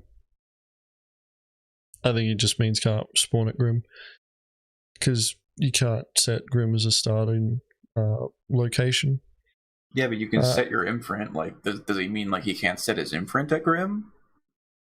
I think that's what he means by that. Yeah, I guess. Can only use starter ship to sell cargo SCU. Can't sell from non-owned ships. Ooh, yeah, like if he gets cargo, obvious. He's not going to be able to do that. And then whatever ship they steal decides the job for the day. Which is, you know, I'm surprised that he's not doing piracy every time, because it's like nearly every ship can be a pirate ship. Yeah, I'm not sure what he means there. I don't know, maybe he considers certain ships to be better at other jobs. Meh. Smoke weed every day? No, I'm not a coward. I will not do that.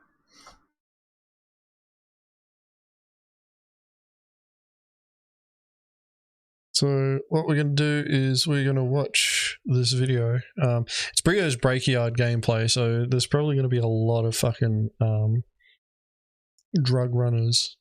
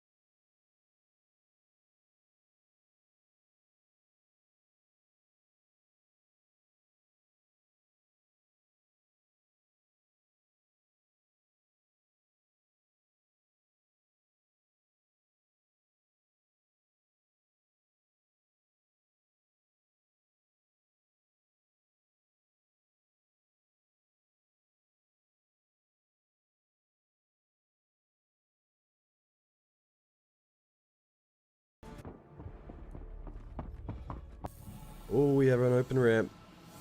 Looks like we're going to be driving a cuddy. How convenient. How convenient. So, hey, Cypher, that's your fucking cutlass. What the fuck? What are you doing leaving your cutlass laying around at fucking Wait, is he in Hex? chat? Yeah. I saw him in chat earlier. Wait a minute.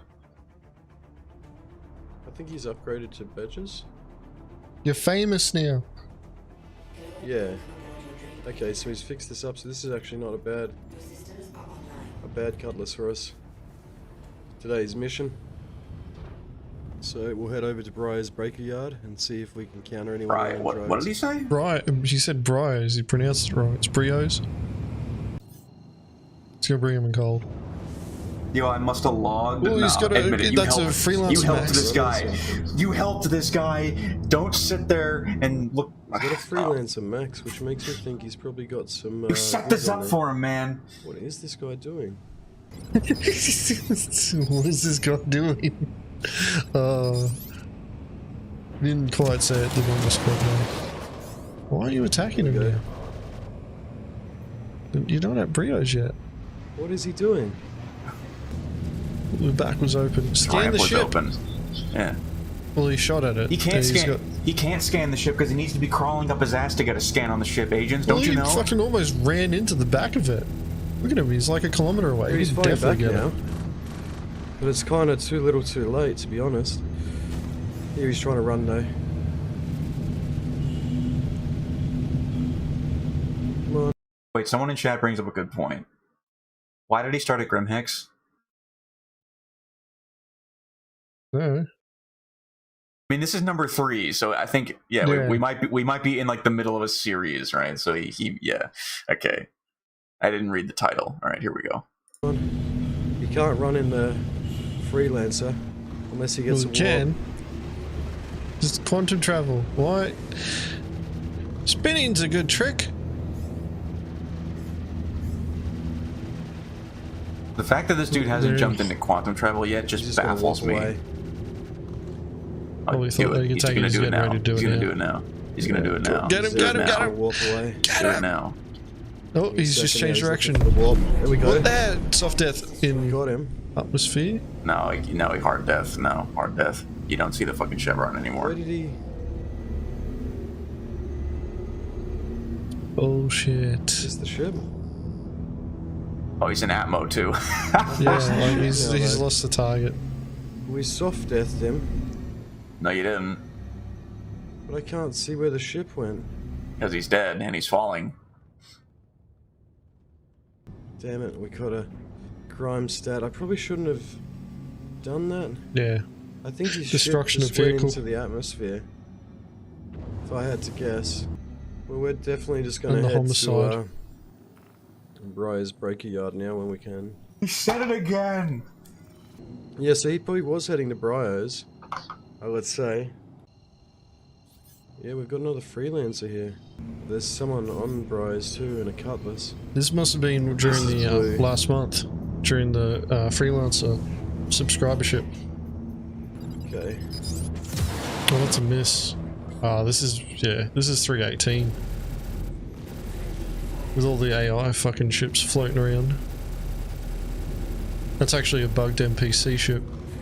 Is there someone in this? Yeah, it sure looks like someone's in it. Look at it. Okay. No. Nothing in it. Well, someone's actually landed on there right now. So, it's a Scorpius though. Oh, kill it! Kill it with fire. It's all right. You'll be fine. It deserves to be blown up whenever it's seen. It's like a species that needs to be extinct. You know. What's worse, Brios or Yila? I don't know, dude. Yila just sounds uncomfortable to say. Yeah, I think there's some drugs around here. There's been a battle there. Wow, look at all that junk. Oh, that's just some fucking persistent energy shit. No way. Just blow the ship up that's right next to it. That'll kill him. No way. Gotcha. Gotcha. This is such a bizarre sequence of events. And try and get out. I am so confused. We might be able to make it. Well, at the moment, So, like he's looking for something to bloody pirate. There's a bit out it's here. Obvious. He's just come across his battle site. What we need or not, but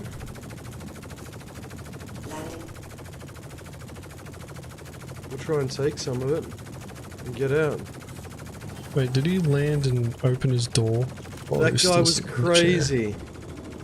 I can't believe he tried to fight us like that. But he's probably not the only one down here. Yep. There's another guy. Teleporting, yeah, that was the start. Let's get shot at. There's another guy. Okay. Oh shit, there's another one. Oh, I just saw him. Oh no. No way. It's near, There's another guy. See if you need or not, but that guy was. He didn't turn his shields off, did he? Didn't look like it. I don't think so. Yeah, that's probably why he didn't die right there.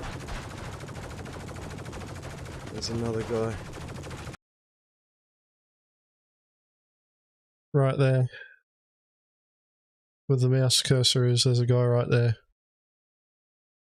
To pay attention to this area as he's moving his head around, you'll see the gunfire come from there. Okay. Oh shit, there's another one. Yeah, I saw. No, I saw the tracer. I saw the tracer. I didn't see the flash, but I saw the tracer. There's another guy. That's all Slam there too. Those white boxes. Slam and Widow.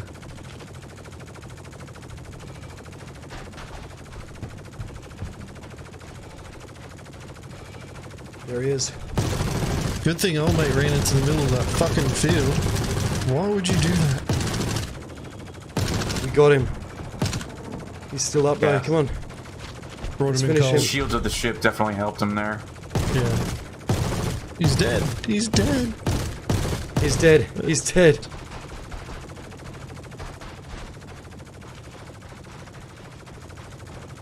I need to go. I need to go. Oh. Come on. He was trying to. Oh no, he's taking. Okay. That's gotta be all these guys dead. Tractor beam. Grabbing boxes. Here we go. Get some of these drugs. Don't worry about their bodies. Get the hell out. Okay. Wait, don't you have a local inventory? See what's in here to sell. But we need to move quick because he's close enough. You could have just stripped the bodies into the local. I'm just gonna take like 4 boxes for now. We'll come back for any more we need. Because we have outstayed our welcome here.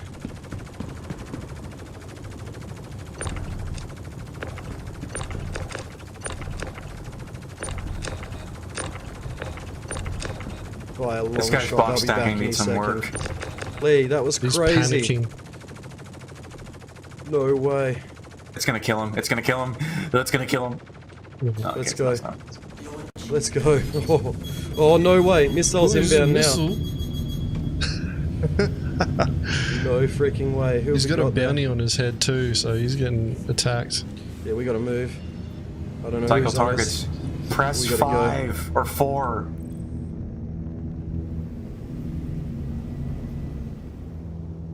Well, who is it though? Maybe we can take him. Aegis Eclipse. Oh no, wait, no, not like this. That's an eclipse. Not like this. It's an eclipse. It's gonna bomb us. We just got so lucky that we got out when we did just now. We gotta go. He's just go. He's in an eclipse. You just gotta close. Holy, that was way too close. Let's see if I can even sell any of this. If I'd stayed any longer, we'd be dead. Okay.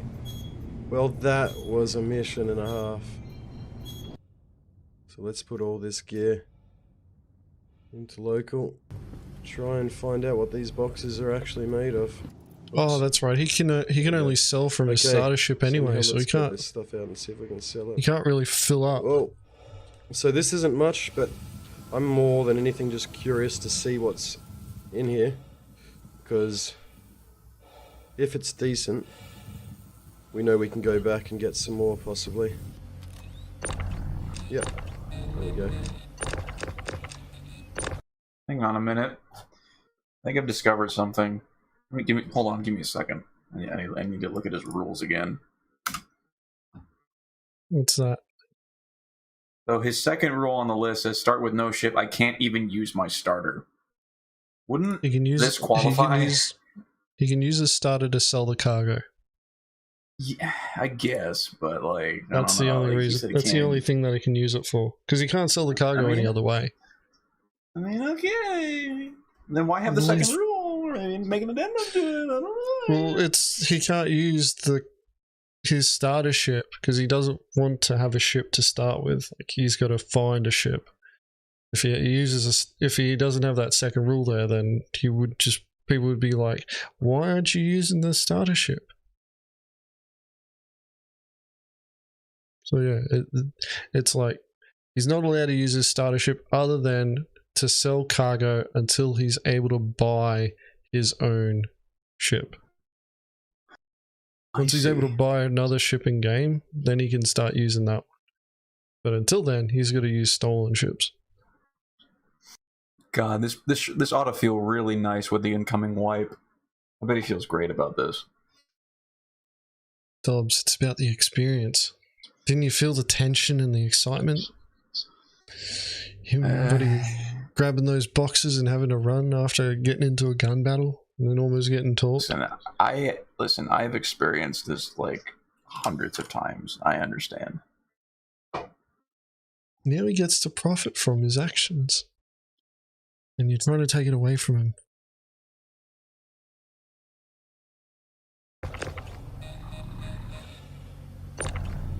Not even real Agens, he's role playing.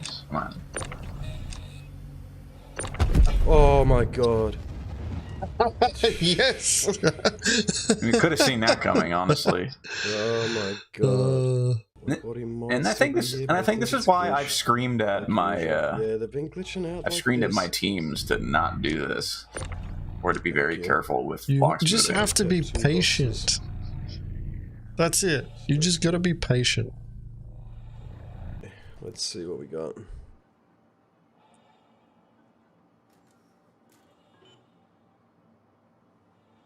We got Widow. Can we sell it? Bad. Oh, we can actually sell it. So we would have actually made 30k. So there's actually some good stuff there. So that was actually pretty good loot. We're heading back to Briar's. Crusader Starlifter doing up here. I wonder if that could actually be loaded with the whole. Docking request incoming. Oh, we got You're scanning the ship and you're not showing us the most important part. He's got a level 5 crime stat on him. That's a bad sign. He's flaring at the notice of a missile, of a lock.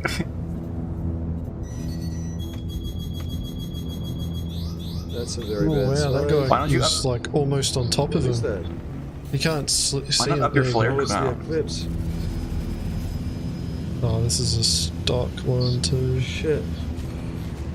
Legato. You stay close. Yeah, you'll get him. Close, close, close. Keep pushing. Push, push, push, push. There we go. We got it. Oh, nice. No way. We got the eclipse. He's been waiting here with his stuff down so that people don't see him. Oh, that's good. That's just how you do it. That's the eclipse from before. Yeah. No way we came back and got him like that. How do you get another cutty? Okay. He was at Grim Hex. We've come back down. Found another cutlass. And the Scorpius is here again. So let's blow this up again.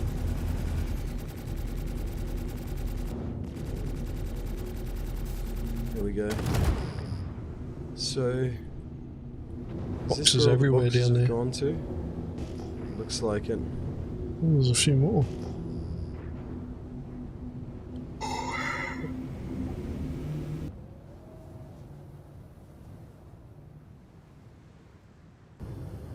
Tractor. Maybe he paid off some fines. Here we go.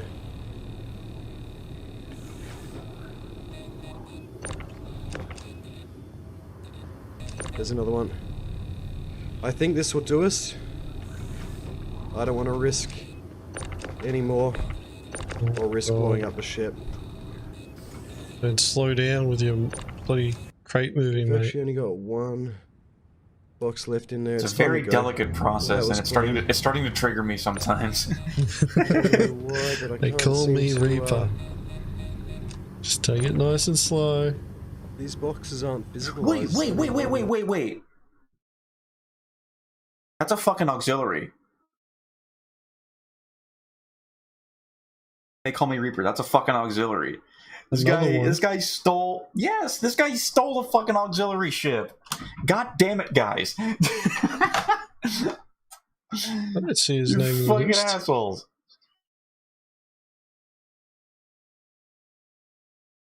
He's in the Gilded as just Reaper, but his handle is that. They call me Reaper. Oh yeah. Stop fucking handing him ships. If there's any auxiliaries in the chat, or if Dome's in the chat, clip it and ship it. I want him to see it. I want him to know. I want him to know that we see it. That's 2.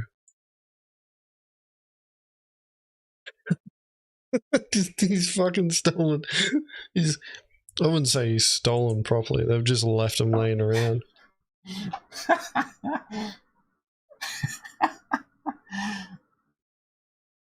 This is hilarious, dude. Man, that's just some fucking persistent entity streaming. Wow. What? Yeah, see? Yeah, Reaper is Ox. Yeah, confirmed. Confirmed. Okay. Unbelievable. Let's see. What do we got? We got Drake Cutter. Thank you, side effects. We got more Widow to sell. Just the one. Boom.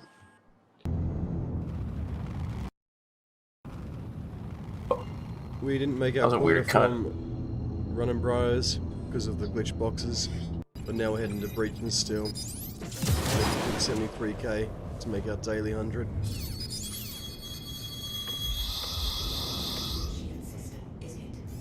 Oof, got hit by those. Oh, we've got another enemy there though.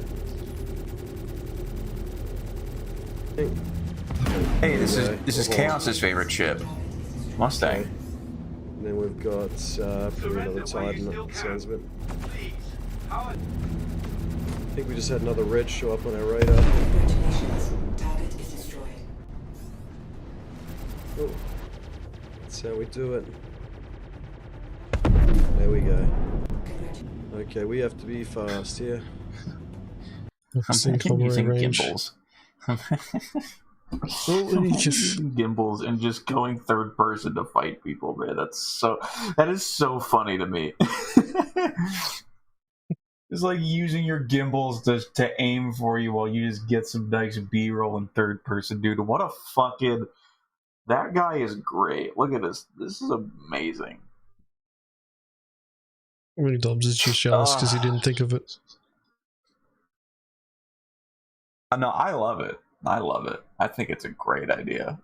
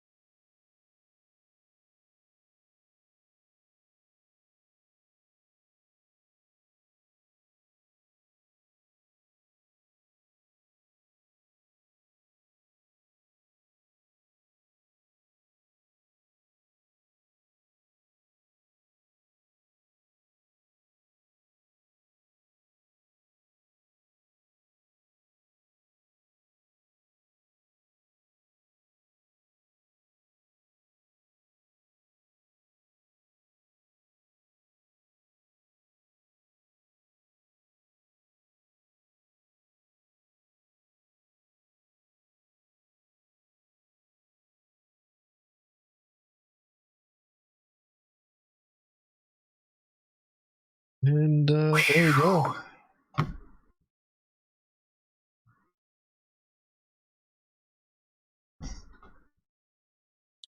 Should have the link again. There's the link again. It wasn't too bad. I think he's I think he's a bit more concerned about the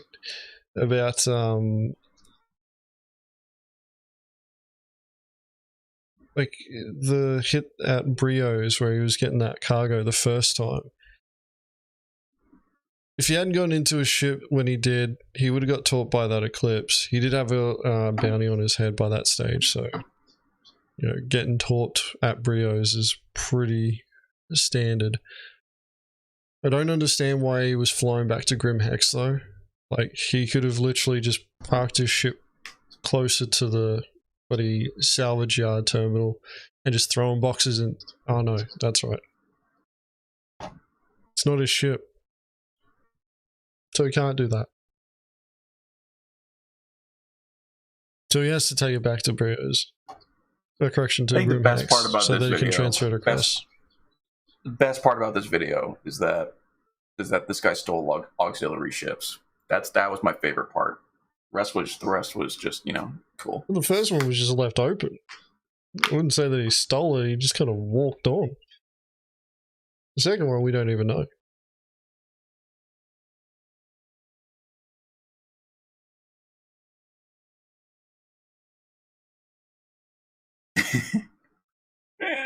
God damn it. Could have waited for someone else to come sell and stolen their ship.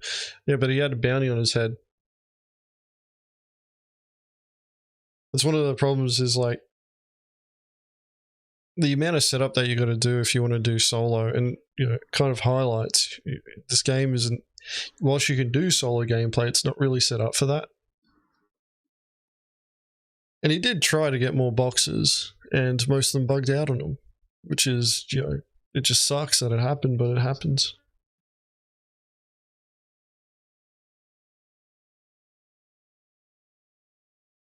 Yeah, like that's the type of gameplay videos, you know, like that I really like to look for now. You know, people playing Star Citizen. And it seems like 318 everybody's decided to do their fucking zero to hero gameplay thing, and it's like, alright, well, you know, that's great, but if you're gonna keep it in your bloody 6-hour stream, I'm not gonna fucking watch the thing. You know, get the highlights out of it. Do what old mate's doing here. Turn it into something worth watching.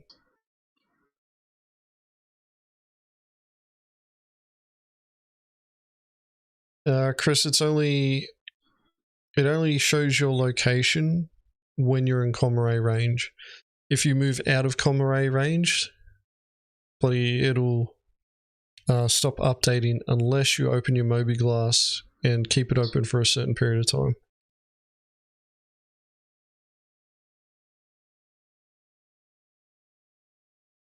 Dobbs, here's a question for you. What would you say is the recommended number of people in a crew to efficiently pirate? What would you say is the recommended number of people in a crew to efficiently pirate? Obviously, the more the better. But if you had to limit, what would it be?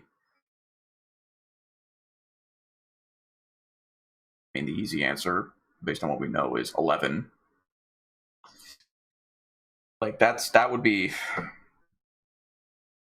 It's hard to answer, I guess, because it's like, at what level? Like, on a basic level, you can literally get away with 2 people to do it efficiently.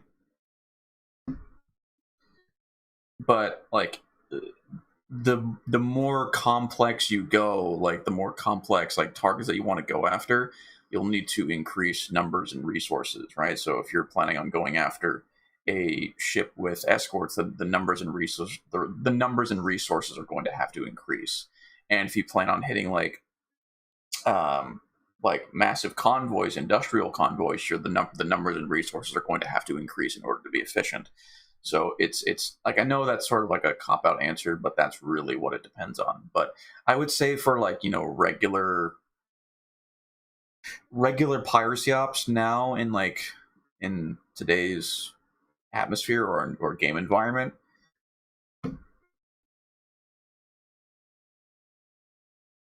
Yeah, you could probably get away with using just 3 people. Like I said, that's just for like any casual piracy hit or target that you'll find, just like, you know, running cargo or whatever. You really don't need that much. However, efficiency, yeah, it'll scale up depending on the kind of targets you want to go after. But yeah, I'll say that's my answer. Yeah. So my answer would be is that it echoes pretty much what Dobbs is saying. It depends on the target that you're going after. If you're going after cargo haulers, then it depends on the size ship of cargo hauler that you're going after. If you're going after like Hercs, Caterpillars, then you're going to want more people. Not because the ship's harder to take down, but because of the amount of fucking cargo that you're going to move. And you want, you know, a whole bunch of people in there helping move that cargo. Because it may be, you know, like, you can use 3 people to take down a Herc, but then you'll spend bloody, you know, the next 4 to 5 hours unloading that thing and loading it onto your own ship. But if you increase your team size to like 6, you may be able to do it faster. And this is why, you know, there's no one-size-fits-all answer for piracy. Even when we're running with 11, we're not running our team efficiently in the sense that if we come across a rock miner, like, you could literally use 1 person to hit a rock miner now. They've made it stupid easy to do. You just pop the rock. Like we have our team sizes and compositions done in such a way where we can cast as wide of a net as possible to cover as many different types and sizes of targets that we may come across. Yeah. Right? Without being too resource intensive or lacking or being limited on resources, right? It's sort of like, okay, like what's a number and what are the amount of resources that we can use to cast the widest net without being like so overwhelming and overbearing, right? So and when it comes to piracy as well, it's like you can't just think about it in the second phase, which is the piracy hit. You have to think about it in all three phases, where you're talking about prep, scouting, hitting the target, and then logistics and reorganization. All of that needs to be in your thought process when coming up with the compositions and numbers, okay? Because, like, okay, if you're scouting in like one area, or if you're just going to be floating around Brios and Jumptown and whatnot, like around the Crusader area, you don't need that many numbers. If you're casting a wider net and you're going across the entire star system, then yeah, you're going to need a little bit more. You're going to need to divvy out resources. You're going to need to add numbers, etc., etc. But yeah, so you have to think about it in the whole thing, especially like with reorganization and logistics. Like, let's say you catch a big prize, right? You have to move 696 boxes of fucking RMC or SLAM. In order to be efficient, you're not going to be efficient with 3 people, so you're going to have to add numbers and resources to get that prize out and sold in as quickly as possible. But yeah, it just depends. Like you can definitely do a lot of piracy with 5 to 6 people. Like, realistically, what you need to do piracy now is you need QED.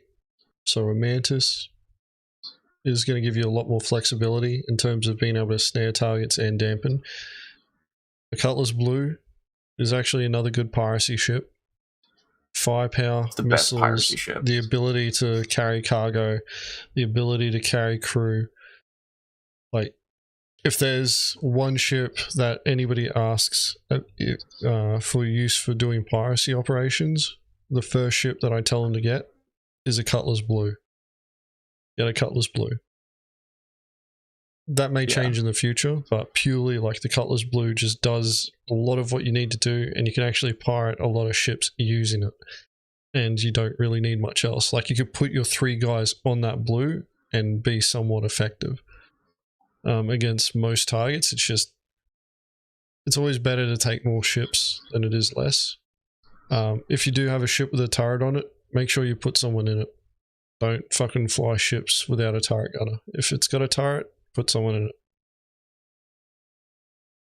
Yeah, and as a rule of thumb, like to sort of wrap this up in a bow, when trying to figure this out, take a look at the numbers, or like if you're playing with a group, presumably, take a look at the amount of people that you have around you and the amount of resources that you have around you. And then from there, you can deduce, you can ask yourself questions and be like, okay, what are the limits of the kind of piracy that I can do with my current numbers and resources? And how can I maximize my numbers and resources to operate efficiently and, you know, make a good bunch of credits?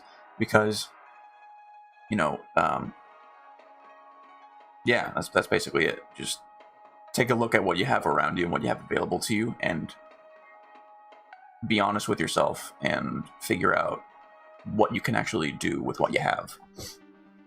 Yeah, the warlocks aren't as important anymore. Like, we've moved away from using EMP and distortion damage in general for piracy operations, purely because we're able to disable targets using the soft death mechanic now, and we've just found that that's better for us to do. There's too many ways of being able to counter distortion damage still, whereas you can bring a bunch of combat ships and apply enough damage to a ship to brick it so that you can then do the boarding action. And once you've bricked the ship, they can't self-destruct it, they have to do something else in order to destroy the ship. Whereas if you disable it via distortion damage, they can still initiate self-destruct, and there's nothing that you can do about it other than brick the ship. So cut out the extra steps, just apply damage until you brick it. So yeah. Oh yeah, and melt the Antares. Don't even bother with that ship. Melt it and get something else, something that, like, honestly, let's say you have a blue, a warlock, and a mantis. Fucking melt the Antares, or CCU it to a medium-sized freighter or a large freighter. Yeah, like a cargo ship that can actually carry a prize, because the Antares is going to do you no good, none whatsoever. Stick with a mantis and a blue, and it's better than a single Antares. Trust me. The MSR is actually not a bad ship for piracy ops, especially if you got a couple of them going, because what you can do is you can load one up, have that run off to go sell the cargo, and start loading the next one up by the time the first one comes back. Corsair does work as well. Don't use the Carrack at all for loading cargo. You'll waste more time with that. A2 maybe, depending on the size of the cargo that you're going after. If you can get hold of a caterpillar, you can definitely make that work. But it also comes down to the size of your crew. If you watch the first video that we posted from the 318, the one with like 21,000 views on it, we unloaded a Carrack full of titanium. I cut out a lot of footage. You want to guess how long it took us? I think it was like 5 people that was unloading that ship, moving it into different smaller freighters. It took us about an hour and a half, maybe 2 hours actually, to unload that thing. And not because it wasn't because of the amount of cargo. It was due to the cumbersome nature of the Carrack's shape language, and the it was just awful to move.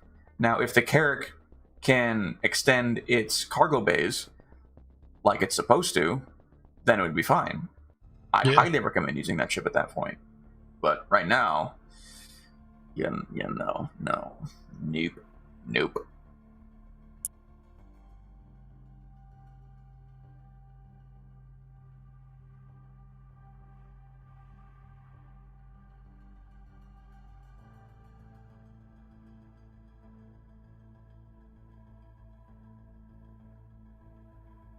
Next time you just hard death a character, no.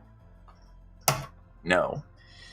Because you want to aim to take 100% of the cargo every single time. Now, I was talking about loading a character, not unloading it. I wouldn't deliberately load a carrick with anything. Yeah. But if I catch a carrick, I will unload all of it. Like, we've done the tests of loading carracks, and we did one pod, and we went, fuck this. We're never doing this ever again.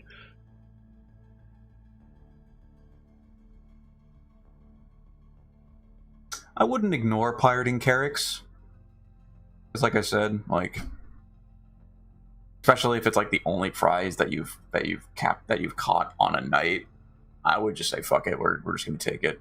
It's better than anything else we'd find. Because sometimes it does happen. Because sometimes that does happen. Like sometimes you just don't find anything, and then you find a carrick that's hauling fucking Laranite, and you're like, fuck it, let's go. The other thing as well is like, the experience is more important than the credits that you're going to make. The credits help, especially if you don't own the ships that you need to be able to do piracy. But you're going to, like, you want to aim for experience more than credits. And that's one of the things. It's like, it's a philosophy that we've adopted in Mongrel Squad, and it's enabled us to be able to push through tough times and to really focus on, you know, like, the value that we can extract from the game. One, we're playing the game more, and, you know, like, depending on how much money you spent on it, you've either got your money's worth or you're still, you know, chipping away at getting your money's worth out of it. But the other thing about it is that you're gaining experience. So, you know, like, a lot of the points that we give you guys, you know, during these reaction streams, when you watch our videos and we do certain things, it's a lot of it's hard learned lessons. You know, like, the physicalization of cargo has introduced a new dynamic, and for us it's, you know, a continuous learning process, and it's, the complexity is increased in a way that we weren't expecting to happen. But it's one of those situations where it's like, well, you know, it's part of what we do as pirates, so that's what we got to learn. And as I always like to say, we play the game 6 months ahead of everybody else, so we've already learnt the pain of having to hand load cargo. Cargo haulers, when COG introduces those mechanics of, you know, it's either hire NPCs to do it, or, you know, you can pay to, or you can do it yourself. Some of them will try and be cheap and try and do it themselves, and then they'll have a whinge that fucking, you know, it takes so long, and we'll all be sitting there, bloody, you know, sipping on our brandies, laughing at them like, you know, fucking welcome to our world.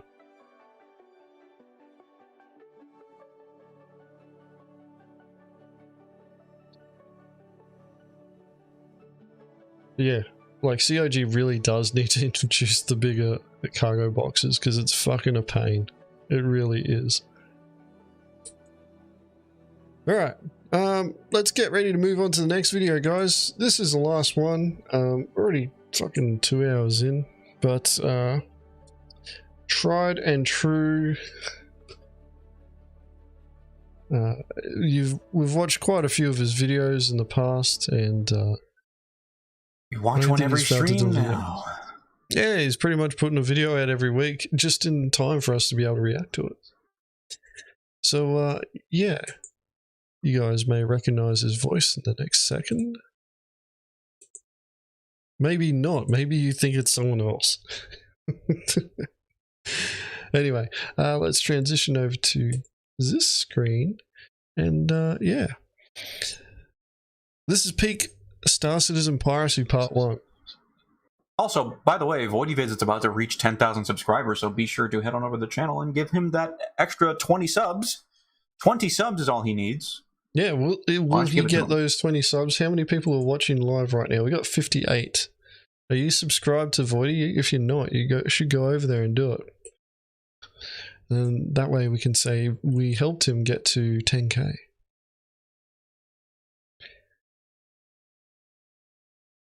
Collusion confirmed? Yes.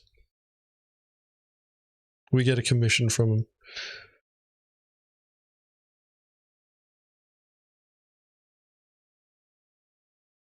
All right. Let's see what peak Star Citizen Piracy Voidy gets up to. Hello and welcome to some more Star Citizen. I'm Bored Void Gamer Dude, and earlier this month there was... Oh my god, he actually... Dude, he did the fucking Board Gamer intro with the music and the B-roll of the ship and the fucking line, dude. Oh my god. He did the whole fucking thing. Oh, like, hello and welcome to some more Star Citizen with the B-roll of the ship and the planet in the background. Oh my god. That is the greatest fucking thing. It even has. I want him to do a morphologist one. He said, like, he put the same music that Board Gamer puts at the beginning of every single fucking video that he makes. It's so funny. That's part of his branding too. That's why Voidy's doing it. Oh my god. He'll do morphologist next. That's so good. That is so good, man. Oh my god. Oh, I want to hear it again. I'm rewinding, and you can't stop me. I can. Hello and welcome to some more Star Citizen. I'm Bored Void Gamer Dude, and earlier this month there was massive drama in the Star Citizen Japanese community when Citizen Yobi tweeted, "This game seems able to do various things, so I'm curious, but it's not translated into Japanese, so it's a high hurdle." To which Citizen Populcon replied, "Even I, who only scored 10 points on the English test in junior high and high school, can play without any problems, so it's totally fine. The important thing is motivation." That's a lot of sass from our friends over in the Pacific, isn't it, Voidyzen? Say hello, Voidyzen. Hello, Voidyzen. In other news, Star Citizen has been he even copied fucking Board Gamer's friend. Oh my god, that's so Apparently there's funny. A pinned comment that we need to look at. Let me see. God, that's so funny. Because I didn't actually look at that. Welcome to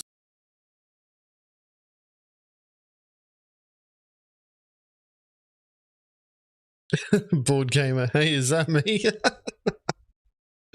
Good one. Where's a pinned comment? Excuse me? It's bloody pinned comment on the video. You can't see it through this. You have to go to YouTube to look at it. Oh, yeah. There are versions across 3 platforms to play the game on, and no one knows what the is going on, and CIG are wiping until they see blood, but there is hope. Honest gentleman and Star Citizen gameplay capturer extraordinaire, Voidude has footage from the before times when everyone was still having fun playing the game and believed their hard-earned credits would be safe from Chris Roberts himself. So he's made them into some epic Voidyvid's pirate adventures for your viewing pleasure. Let's begin! That's so funny because he even has like Board Gamer's cadence, like where he talks about stuff and then he ends every sentence with a drawn out drone. Does the same fucking thing. Oh, it's so good. Say what you want about Star Citizens, but there's one thing we have in common. We're very good at waiting. I have been waiting at Brio's Breaker Yard for about 300 years, and thanks to Persistent Entity streaming, we can see the wrecks of all the missed opportunities that came before us to keep us motivated. The wait will be worth it, however, because what happens next is absolute peak S-tier, pro esport level, Mongrel Squadron would be jealous, Star Citizen Piracy. We'll see. That's true. You know what, that's We'll true. see. No, I'm already jealous, dude. What are you fucking talking about?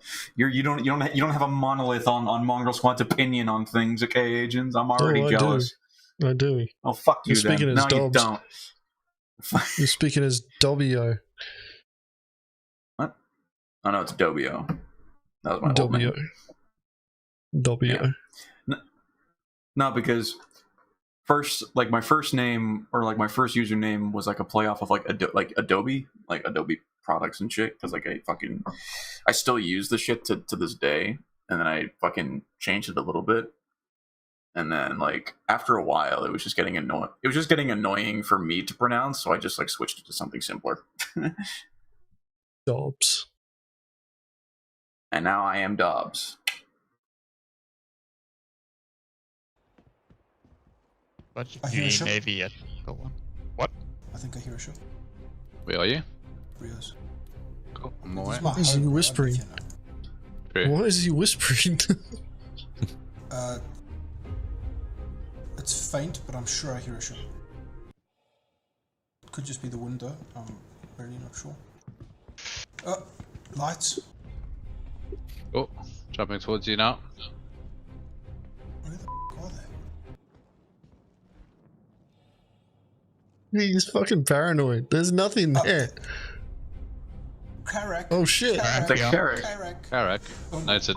boys, what a night. Darren, where you at? Oh, please, can we steal this? I think it's so funny that you could like see the markers for entry points on ships even that far away. That's just funny to me. Yeah, that's it. Ship. Oh my god, please, can we steal the ship? Yes.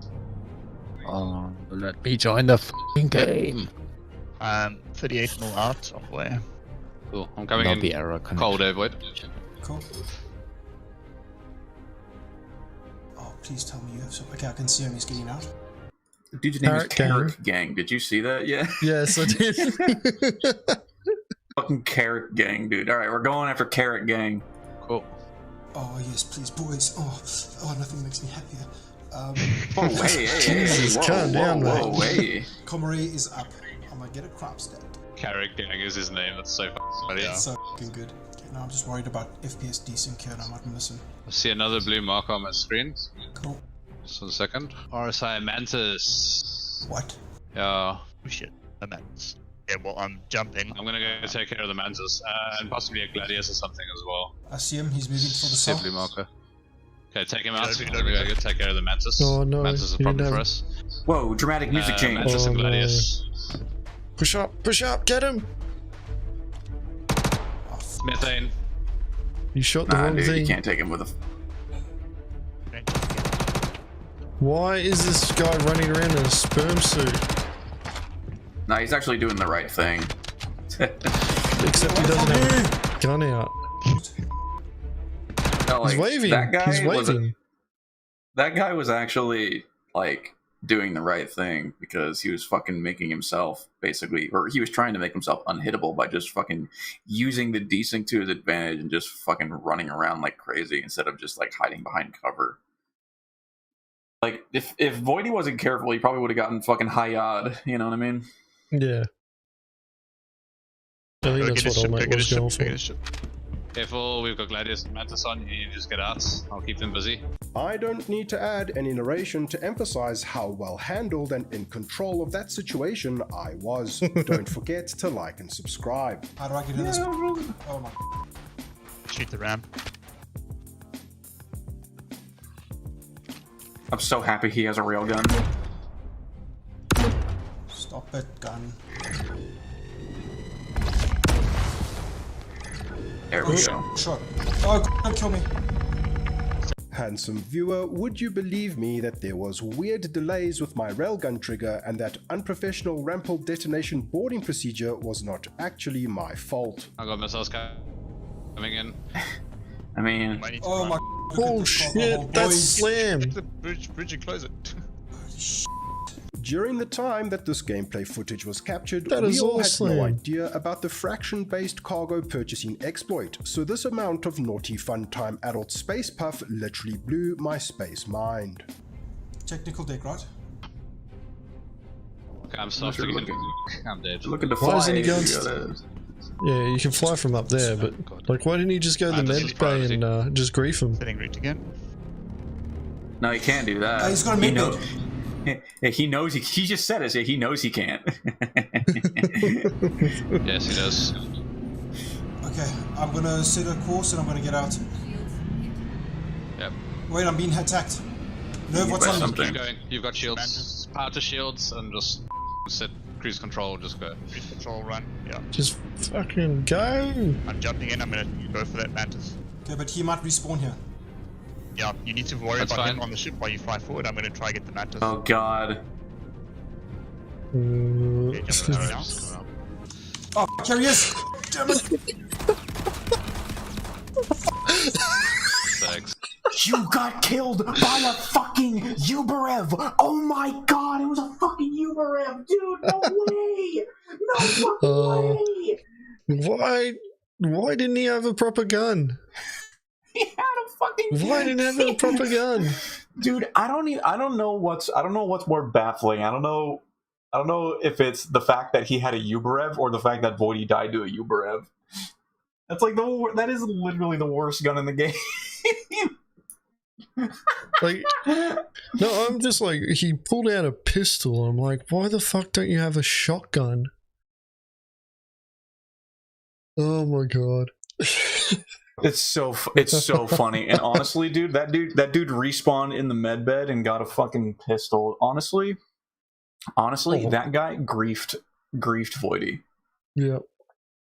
I think Voidy should make a fucking Spectrum post or a Reddit post, and then that guy will get a warning for excessive griefing. Thoughts on that, guys? 100%.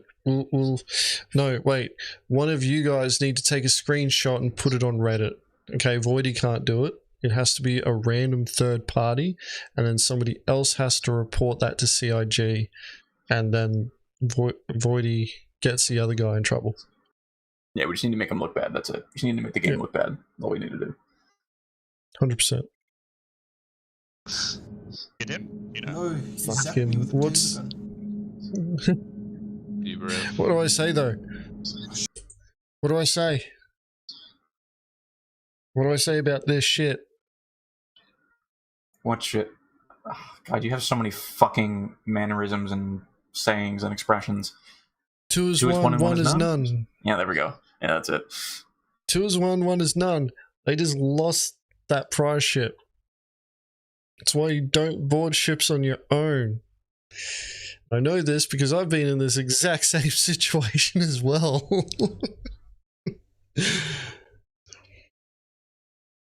Yeah. That's what I thought of too. That said, it was pretty fucking funny. It was funny. Yeah, it was really funny. The best part is that he got fucking killed by... Like, did you see the fucking lightning coming out of this dude's fucking...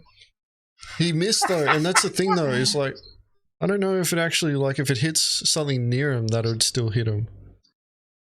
I thought it only had to hit, I thought it had to hit bodies for it to affect, obviously, to have that bounce. Obviously there was a level of panic. Like you could hear it. You can hear the panic in his voice and his actions. But I was even tensing up in the chair. I'm like, oh shit. Yeah, like I was like when he was in the chair, I'm like, dude, the guy is 100% coming back from the med bed. It's like, why are you? Dude, go take care of old mate. Like basically, like the way you would want to do this is that you kill the dude on the ground, you immediately get on the ship, you hold him in the med bay, and then as that's happening, you have one of your friends come down and fly the ship for you. Then once you get to dead space, you take all the cargo out the ship, and once all the cargo is clear of the carrick, you then blow up the carrick so you don't deal with the dude respawning over and over again. No, just then make sure you take a screenshot of the carrick's med bay full of bodies too, and then post that to Reddit. Yeah. Don't forget to do that.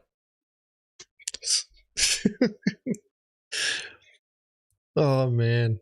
There was so much slam on that fucking carrick though. Like, all the bays were full of it. I would be so angry. He got tased. He got fucking tasered. Hey, honestly, in this case, the taser actually worked, unlike in real life. Yeah. Should have called the medbed sooner. No. Handsome viewers, these were early 3.18 live days. There was lots of lag with my guns. They didn't come out. Oh, well, never mind. I don't know what we're gonna do about character, to be fair. Except not, oh well, never mind. I soon realized that I am now a living but incapacitated GPS tracking device to keep tabs on this extremely juicy, slam-packed whale for the boys to follow. That is Yeah, the dude is being a fucking dumbass and not killing Voidy. I don't know. He's so stupid. Should have flushed him. Flush. You drop somebody that's not a party. Again, finish this them is off. why we tell people to always dump the bodies out the ship when you fucking clear it. Again, it's this exact example. Unless the and gets rid of my unconscious, beautiful body. However, this would be difficult for him to do because this is actually a rare case of two girls, pirate groups, and one cup, Carrack. Okay, so the Mantis and the Gladius are going for him. Oh, they got QED on Mantis up, take care of the Gladius. Yeah, I got hit on the Mantis. I can't believe I fucked that up. Yeah, Gladius going for me. We can track the Carrack if we take down the Mantis. Hopefully he forgets about him in the chaos. I'm on the Gladius. There's another arrow in the mix now as well. Hadrolix. The Scorpius. Oh no, dude, there's f***ing all the ships, bro. Man. Everyone's after this one Carrack. He probably thinks, oh, this game. This slam-packed whale of a Carrack is in for a whale of a time. Dude, don't put that in your script. As more and more targets show up. No one can blame the pirates though, as the amount of product in this thing's cargo hold is such that few space mortals have ever laid eyes upon. Mantis took a lot of hits. He's gotten out of the... Man. He's fighting hard for his haul. This is what our Carrack guy did. He put the thing in cruise control and he got in a turret. This is the exact same thing that this guy's doing. Okay, he's quantumed. Looks like he's headed towards yellow. They might get away from them. We need to predict where this guy's going, and we need to get one of you guys on the ground there. No, yeah, I'm like quite hurt. So if I start to try and like aim for a jump, he's gonna take me down. So he's coming to Grim. Should I? Nerve, do you want to suicide and get to Grim, and then try to sneak aboard whichever hangar I say he's at? Oh, so Agens, apparently chat is saying that there's two pirate groups attacking this Carrack at the same time. A separate group. Okay. Yeah, two separate groups. So, like, apparently, like, Voidy was trying to take it, and his friends, and another pirate group was trying to attack them at the same exact time. So they were trying to fight off pirates while they were trying to take this prize, which is something that we have done on multiple occasions. And it's always like really, really fun fighting off pirates as both groups are trying to take a prize. That's like really, really fun. Okay, let's do this, bro. That's a great idea. Oh, he just exploded! He ran into an invisible asteroid. Well, never mind. Guys, there's a shitload of cargo outside of Grimhead. Except do mind the fact that we are now taking on the role of a crew of salvagers who intend to procure cargo from the wreckage on the outskirts of one of the most dangerous locations of Stanton. We're in a Crusader Industries Mercury salvage all the drugs from Space Runner now, and as you know, all good ships have a name, so I decided to call this one Just F***ing Listen to Nerve next time. It is an absolute tragedy that... Wait, he's in chat. What? Oh god, he's in chat, I think, right? Yeah, Nervza, what's up, dude? Oh,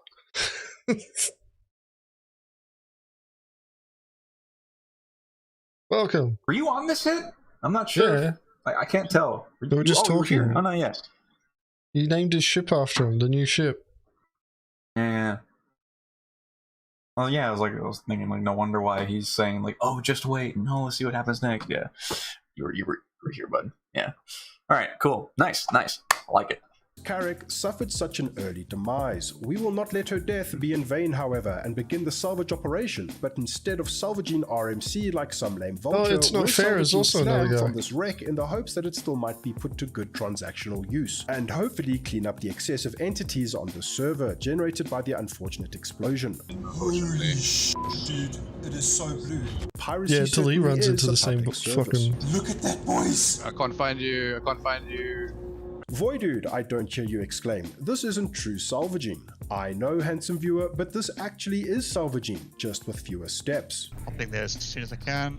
All the way. Oh my god, stop f***ing around. What the f*** is going on with this shit? Oh, man. Mage's Redeemer right now. Okay, try it again. Code 40K14. Ignition position. That's not good. Closed failed. And syntax. So I'll try again tomorrow or whenever that gets fixed. Sorry, bud. Make Daddy proud. Bye. Cheers, bro. Maybe see if you can scan and see any of the boxes. Maybe see if you can interact with the other ones. And we don't sell this at Brios. Brios is a f***ing knockdown mess. Oh, look at that mother. Go to Brios. No fear. Can you see these boxes that I'm moving? Sorry, excuse me. Oh yes, I can. I cannot. Oh, I can interact with them. You're flinging boxes everywhere. Throwing them your way. Making us nervous. So close to Grim, hey. Jesus. We're just making sure that all of Carrick Gang's hard work doesn't go to f***ing waste. Yeah. Oh my god, look. He's actually stacking the boxes correctly. Oh my god. Fucking GG, man.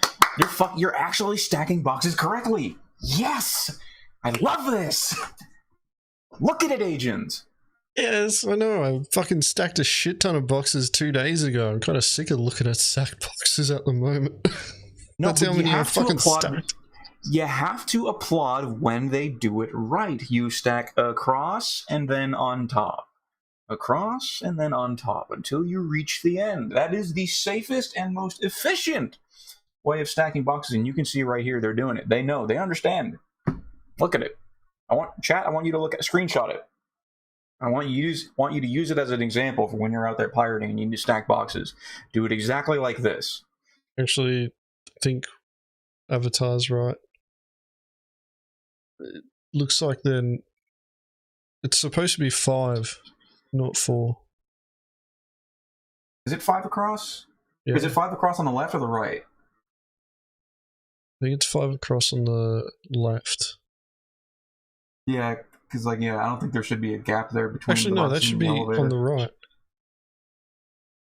Maybe. That gap Actually, on the look at. No, yeah. If you look on the right, you see the hazard lines there. Yeah, that's enough space to put another box there. Yeah. 6. I remember it being 6. All right.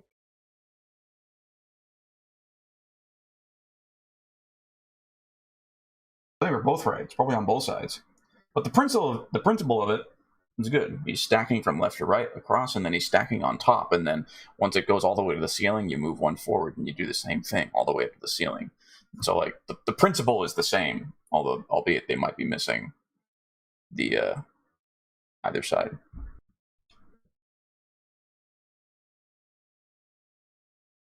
No, the missing boxes on either side is ruined everything now.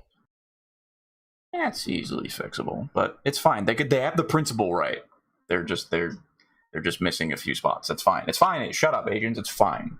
It's fine. Just play the video. Fine, dude. Yeah. Probably Alt F4. The second he exploded, he was like, "F this game." The French guys don't know where we went because there's a Carrick Gang of desync. There's no, they keep coming. Yeah. Okay. Oh wait, they're starting to become interactable. They're slowly starting to wake up. Serious. Yep. Save is healing. Cool beans, boys. Life finds a way. I would suggest we go Arc Corp or Houston. Yeah, I'm gonna go. Maybe I should set a course for Houston. Close your door. You're right among that stuff. The fact that when the hull of the Carrack got nudged and appeared to dislodge the slam crates from their alternate uninteractable parallel dimension gave me an idea. Some might call me a genius, some might call me a greedy f***ing but known correct person, Nerve might definitely have already called out exactly what was going to happen. Voidy, do you want to jump up? Yeah, I just want to see. Before you hit some wreckage. God, he's taking. He's taking invisible damage. Should we? Woody, I'm right. This is dangerous, bro.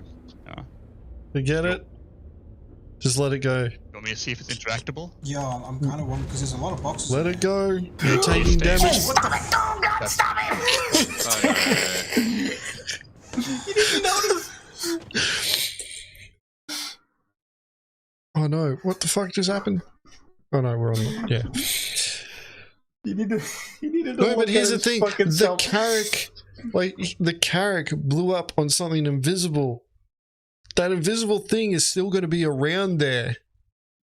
So fucking trying to poke and prod around the ship means that you're going to get fucked by the thing that, you know, fucked the Carrack before. Like, oh my god, man! Come on. Oh man. Don't worry, we've all been in that same position though.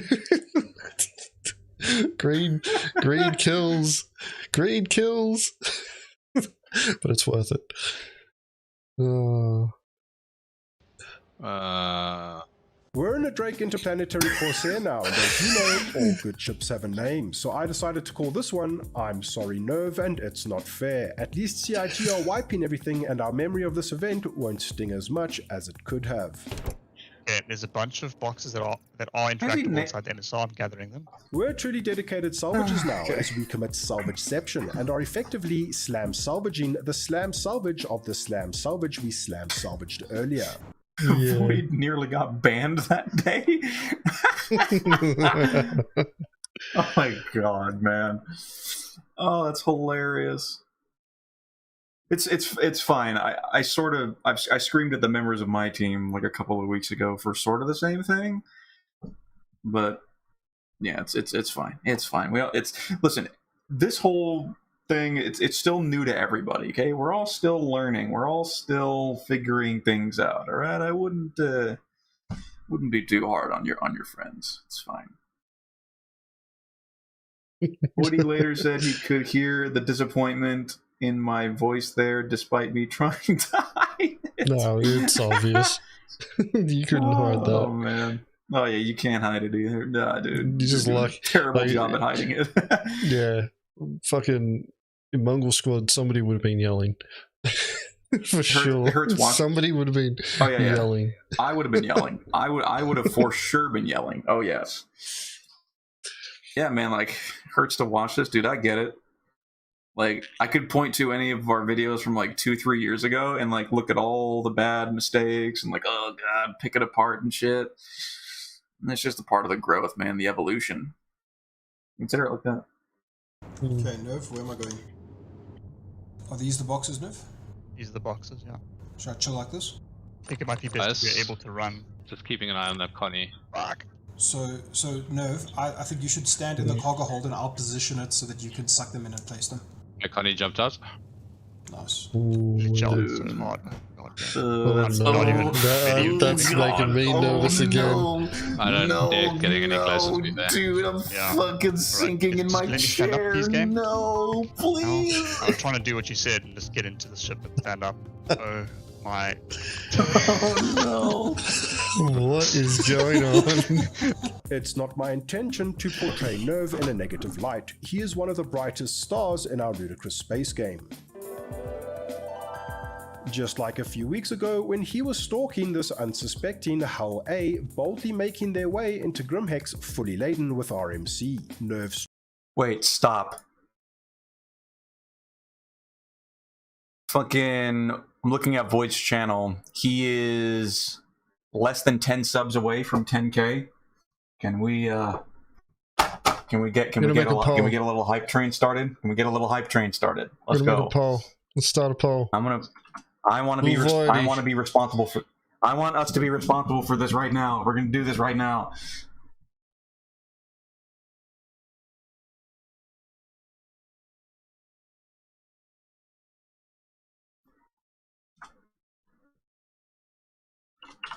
I'm pinging everyone. Damn it, Agens! I can't fucking at everyone in general chat. Are you fucking kidding me? What's the matter with you? What do you mean? Where? I want to ping people in the general chat to go subscribe to the fucking channel. No, in the fucking public server. Well, you should be able to. I can't do it. You've stifled all of your permissions in of your officers here. Good. Give me a sec.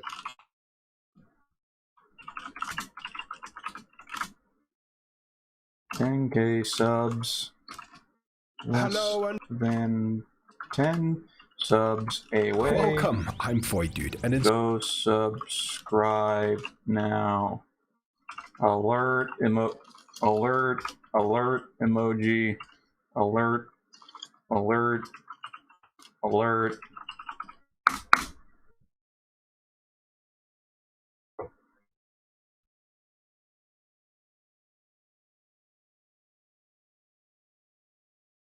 All right, here we go.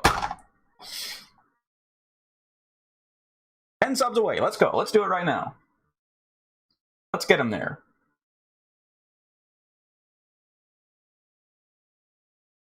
Get your alt accounts.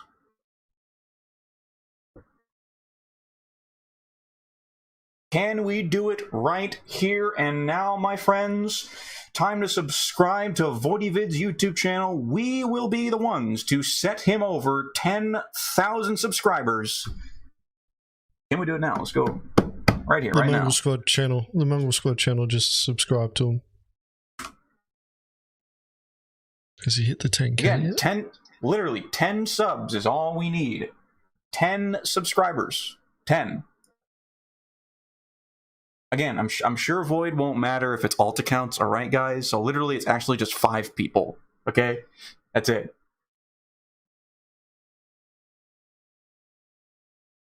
Oh, he did it! We did it! It's right there! The number! Right there! 10,000! There's the number!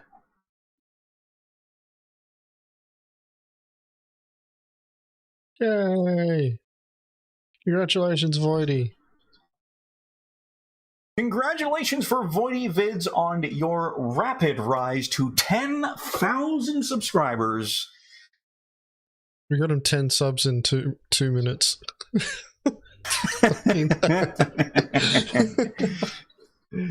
Yeah. Yeah, let's go. GG, Voidy. Alright, let's finish this video off now.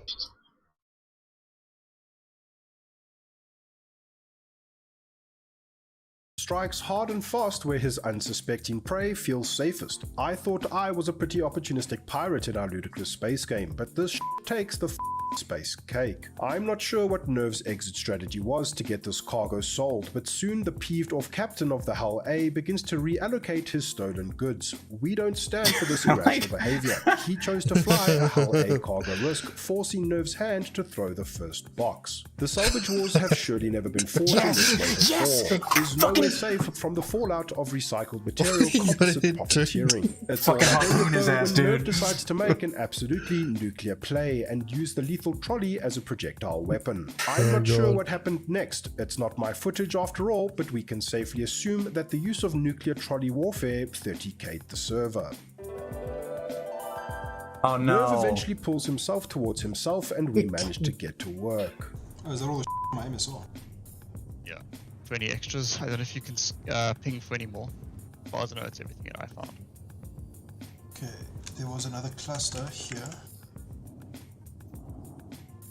Oh wait, that's the Carrack. I don't think we should go near that. I've already attempted the Carrack, yeah. I see you slam 2 Widow. I see the box, I think. I'm just gonna scoop it up. Yeah, it's just the 2 uninteractables that I can see. Yeah, I see 4 slam 2 Widow. You might want to just store your Corsair because Braze is not the move right now. This unepic Carrack whale hit has sadly been diluted to a measly 6 boxes of Slam and or Widow. Was it worth it? Of course f***ing not. However, do you know what is worth it? Some more VoidyVid's shillage. Toby actually sent me a Toby Eye Tracker 5 to try out for some reason. I don't know why. Maybe they felt sorry for me because all I do is fail upwards and then downwards in our ludicrous space game. Thank you, Toby. I have recently been putting the Eye Tracker 5 through its paces in Star Citizen, and from a first impression point of view, I was quite blown away. I haven't had the time to do a full focus video on the device yet. That will happen soon, but I thought it would be worthwhile to add to this segment in the video since Toby are doing a sale on the Eye Tracker 5 until the 19th of April, and I just wanted to mention these 2 game-changing features that their Eye Tracker provides. First, you can target anything that you can see. This is very handy for dense target-rich environments, and being able to quickly isolate a target from a crowd is a legitimate advantage. Secondly, you can lock on and fire missiles from just about any angle. Is this just that for Toby Eye Tracker now? If you've already done your research and are convinced you want to get a Toby, now is a good time, since they are already on sale for 15% off. I've been wanting to get a Toby for like such a long time. On the screen now or in the description, you can help support this glorious channel. Man, what great value. However, if you're like me from about 4 months ago and haven't done all your research and are still on the fence about getting a Toby Eye Tracker 5, then wow, what great timing, as there is now a VoidyVid's Discord, link in the description. For now, it's just a place for like-minded Star Citizens to hangout, and it will definitely evolve with your help over time. Do pop in and say hello. There will also be a dedicated channel there to ask specific questions about the Tobii Eye Tracker 5, because I know I had a lot of very particular questions that I struggled to get answered about the device before I could get my grubby hands on one. So please feel free to jump in and ask as many niche, particular, and weird questions as you want regarding the device. Thank you, channel Patreons, for all your support. Your incredible generosity continues to blow me away. Thinking of pledging to this ludicrous space game? Then use one of the referral codes on screen now for a free 5,000 starting credits. If you enjoy my content and are interested in supporting the channel beyond a like and a subscribe, check the links in the description. It genuinely helps me to continue producing these videos. Thank you, Voidy Vids. The fucking missile was about to hit the thing. Thank you so much for watching. I'll see you around the verse.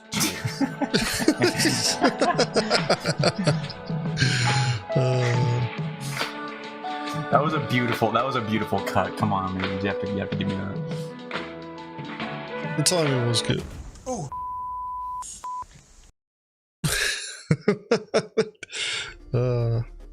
No, stop. You've already had your turn, Hod. There we go. Alright, here we are. We're back at the face. Good. Alright, so, yes. 40 vids. Congratulations on 10k subs. And hopefully you learn quite a few lessons about boarding carracks. Yeah, be careful. Oh man. Yeah. We've been going for nearly 3 hours already. We'll probably look at wrapping it up then. So. Mayhaps. What? Oh, nothing. Forget I said anything, Asian. God damn it. Oh, shell.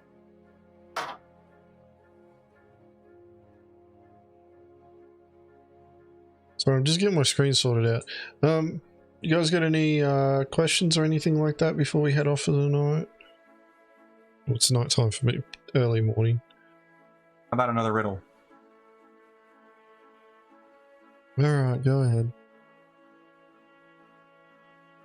Okay, if you see a boat filled with people, it is not sunk, but when you look again, you don't see a single person on the boat. Why?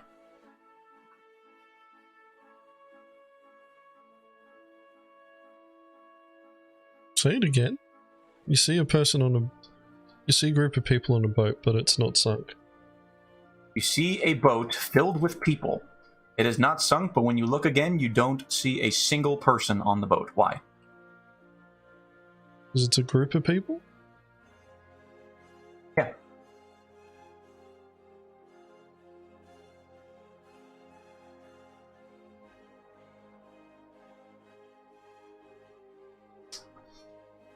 Well, yeah, Avatar's kind of got it. You've moved far away enough that you can't see them anymore. No. Everyone was married.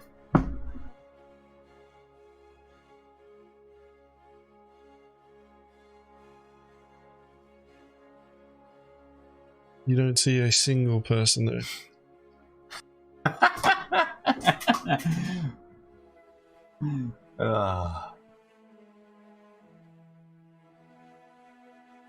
Oh god, I think we're gonna have to put him through the prospect phase again. Hey, I didn't have to. You said yes. Don't blame me for that. That's my fault. I'll put myself through the prospect phase again.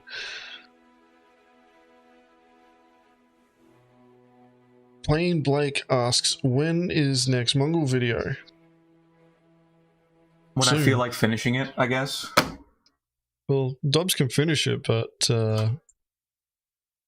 if he finishes it before next week Monday, it'll go out next week Monday.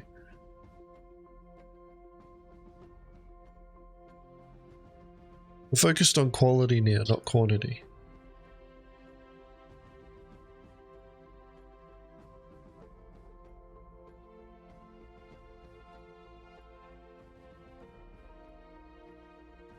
I was actually hoping to get the footage from the hit that we did on Monday to turn into a video, not because of the piracy hit part being interesting. That's a pretty stock standard hit.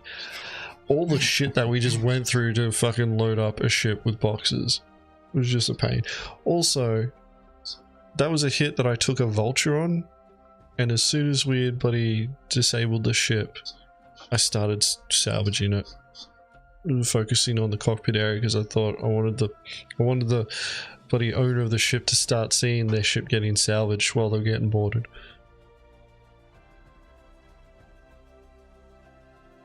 But yeah, there's a bit of footage kicking around that could make videos. Dobbs has a couple in the works at the moment.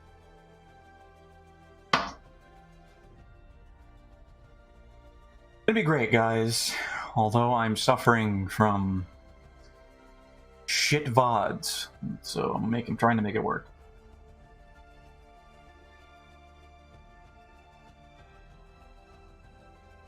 I think we should make some guides on it. Setting up OBS, like video guides. Well, it's literally not about OBS. More about knowing when to record and stay recording.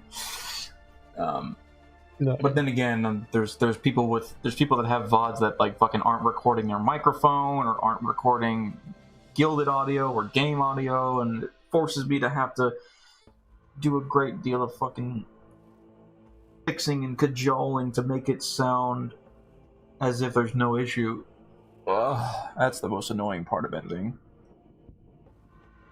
Well, with OBS you can set profiles up, so and you can also move profiles between OBS clients. So I'll take a look and see if I can set something up and then just distribute it amongst those who use OBS in the org, and then they can make adjustments to it. But if I set it up right, it should give them the starting point that they need to be able to like mainly separate audio channels, which is a big one. Because what we can do is, like, if everybody is recording at least their game audio, even if they don't get VoIP or their microphone, if one person has all the channels separated, we can overlay their microphone and their VoIP audio over everybody else's, which makes it easier. That's what I do with a lot. Yeah, that's what I do. Because one of the guys in my group does do that, which gives me a huge amount of flexibility to cover up bad VOD quality or mistakes in VODs, or like when people aren't doing what they're supposed to. Yeah. I'll take a look at that. I'll add it to the list of things that I'm going to do.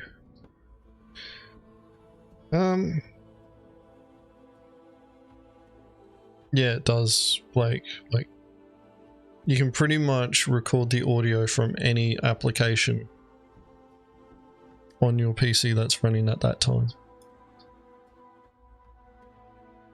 So all you have to do is just mute your desktop audio for OBS, and then just use all application audio, and you'll be good to go. Put them all on separate tracks. It's easy as.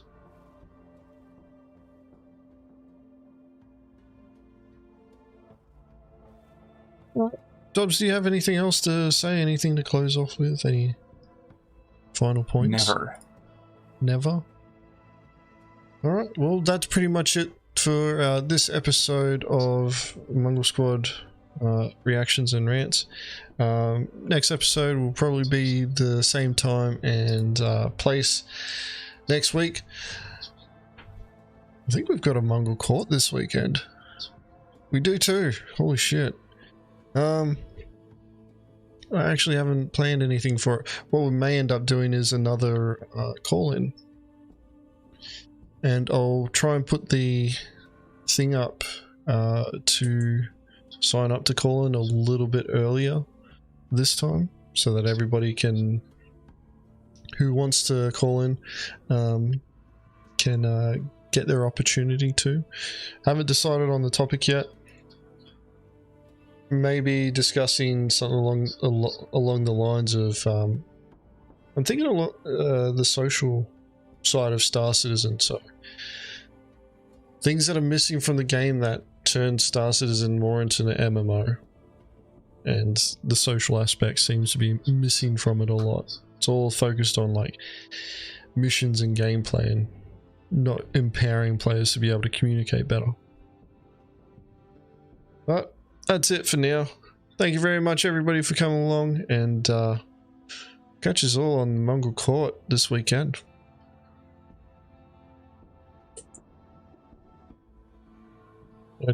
Totally professional, have this all sorted out. Say bye, Dobbs. Bye, everybody. Thank you very much. Goodbye. Dirty griefers.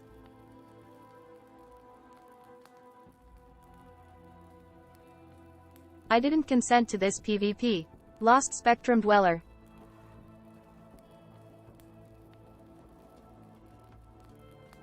Who?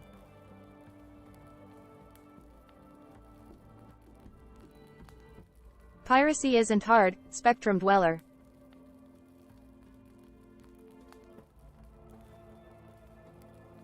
What does a man do?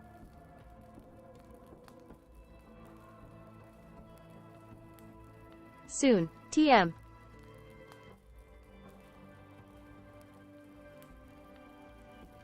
Better watch out dropping knowledge bombs like that, Morph may try to get you nerfed.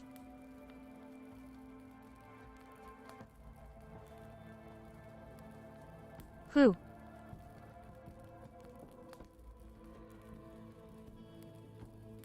Torpedo burrito, loaded in the front, fired out the rear.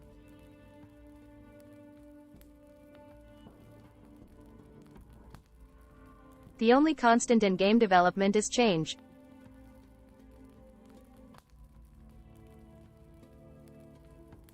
Jared Red 1.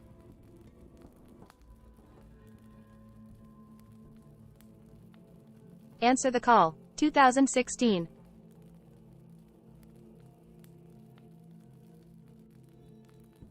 Kill.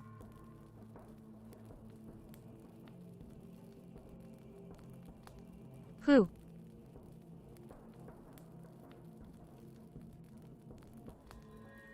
Stole 2 ships, was rammed by someone taking off while watching players come and go from Port Olisar, and was shot in the face twice at Caria, Chris Roberts.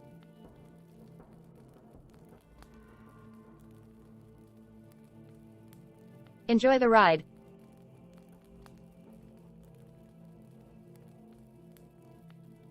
I didn't consent to this PvP. Lost Spectrum Dweller.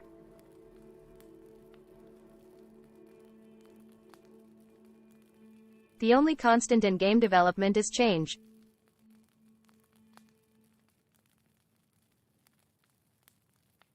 Deleted by Knight Rider Sig.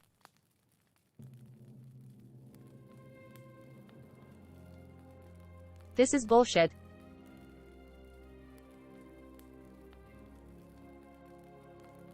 What does a man do?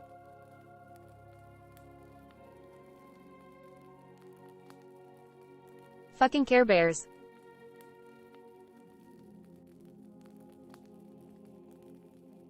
This is bullshit.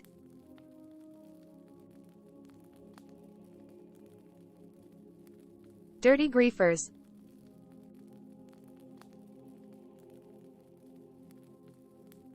Deleted by Knight Rider Sig.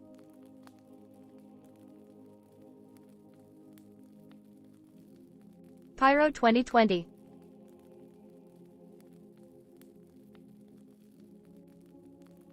Answer the Call, 2016.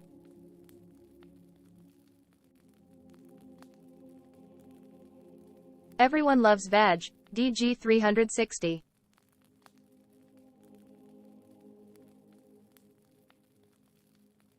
We're not going to release a ship that doesn't have its intended gameplay complete, Sig, apparently.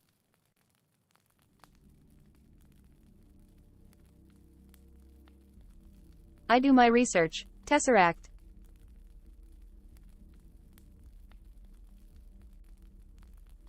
Deleted by Knight Rider Sig.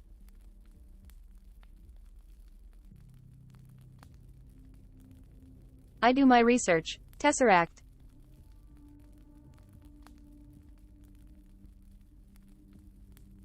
Stole 2 ships, was rammed by someone taking off while watching players come and go from Port Olisar and was shot in the face twice at Caria, Chris Roberts.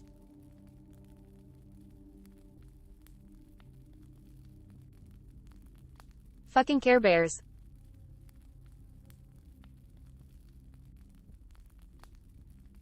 Red 1 Jared.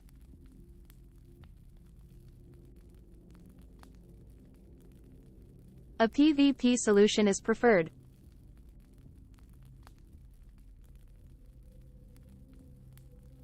Deleted by Knight Rider Sig.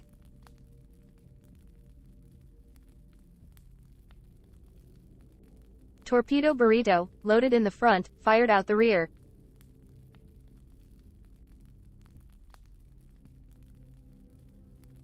Fucking Care Bears.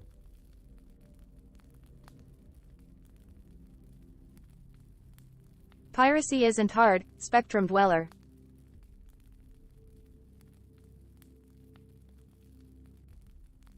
Better watch out dropping knowledge bombs like that, Morph may try to get you nerfed.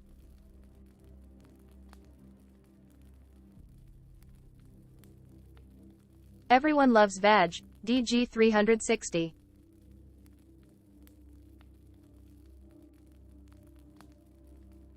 What does a man do?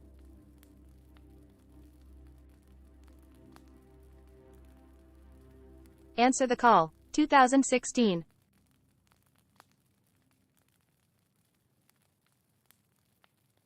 Fidelity.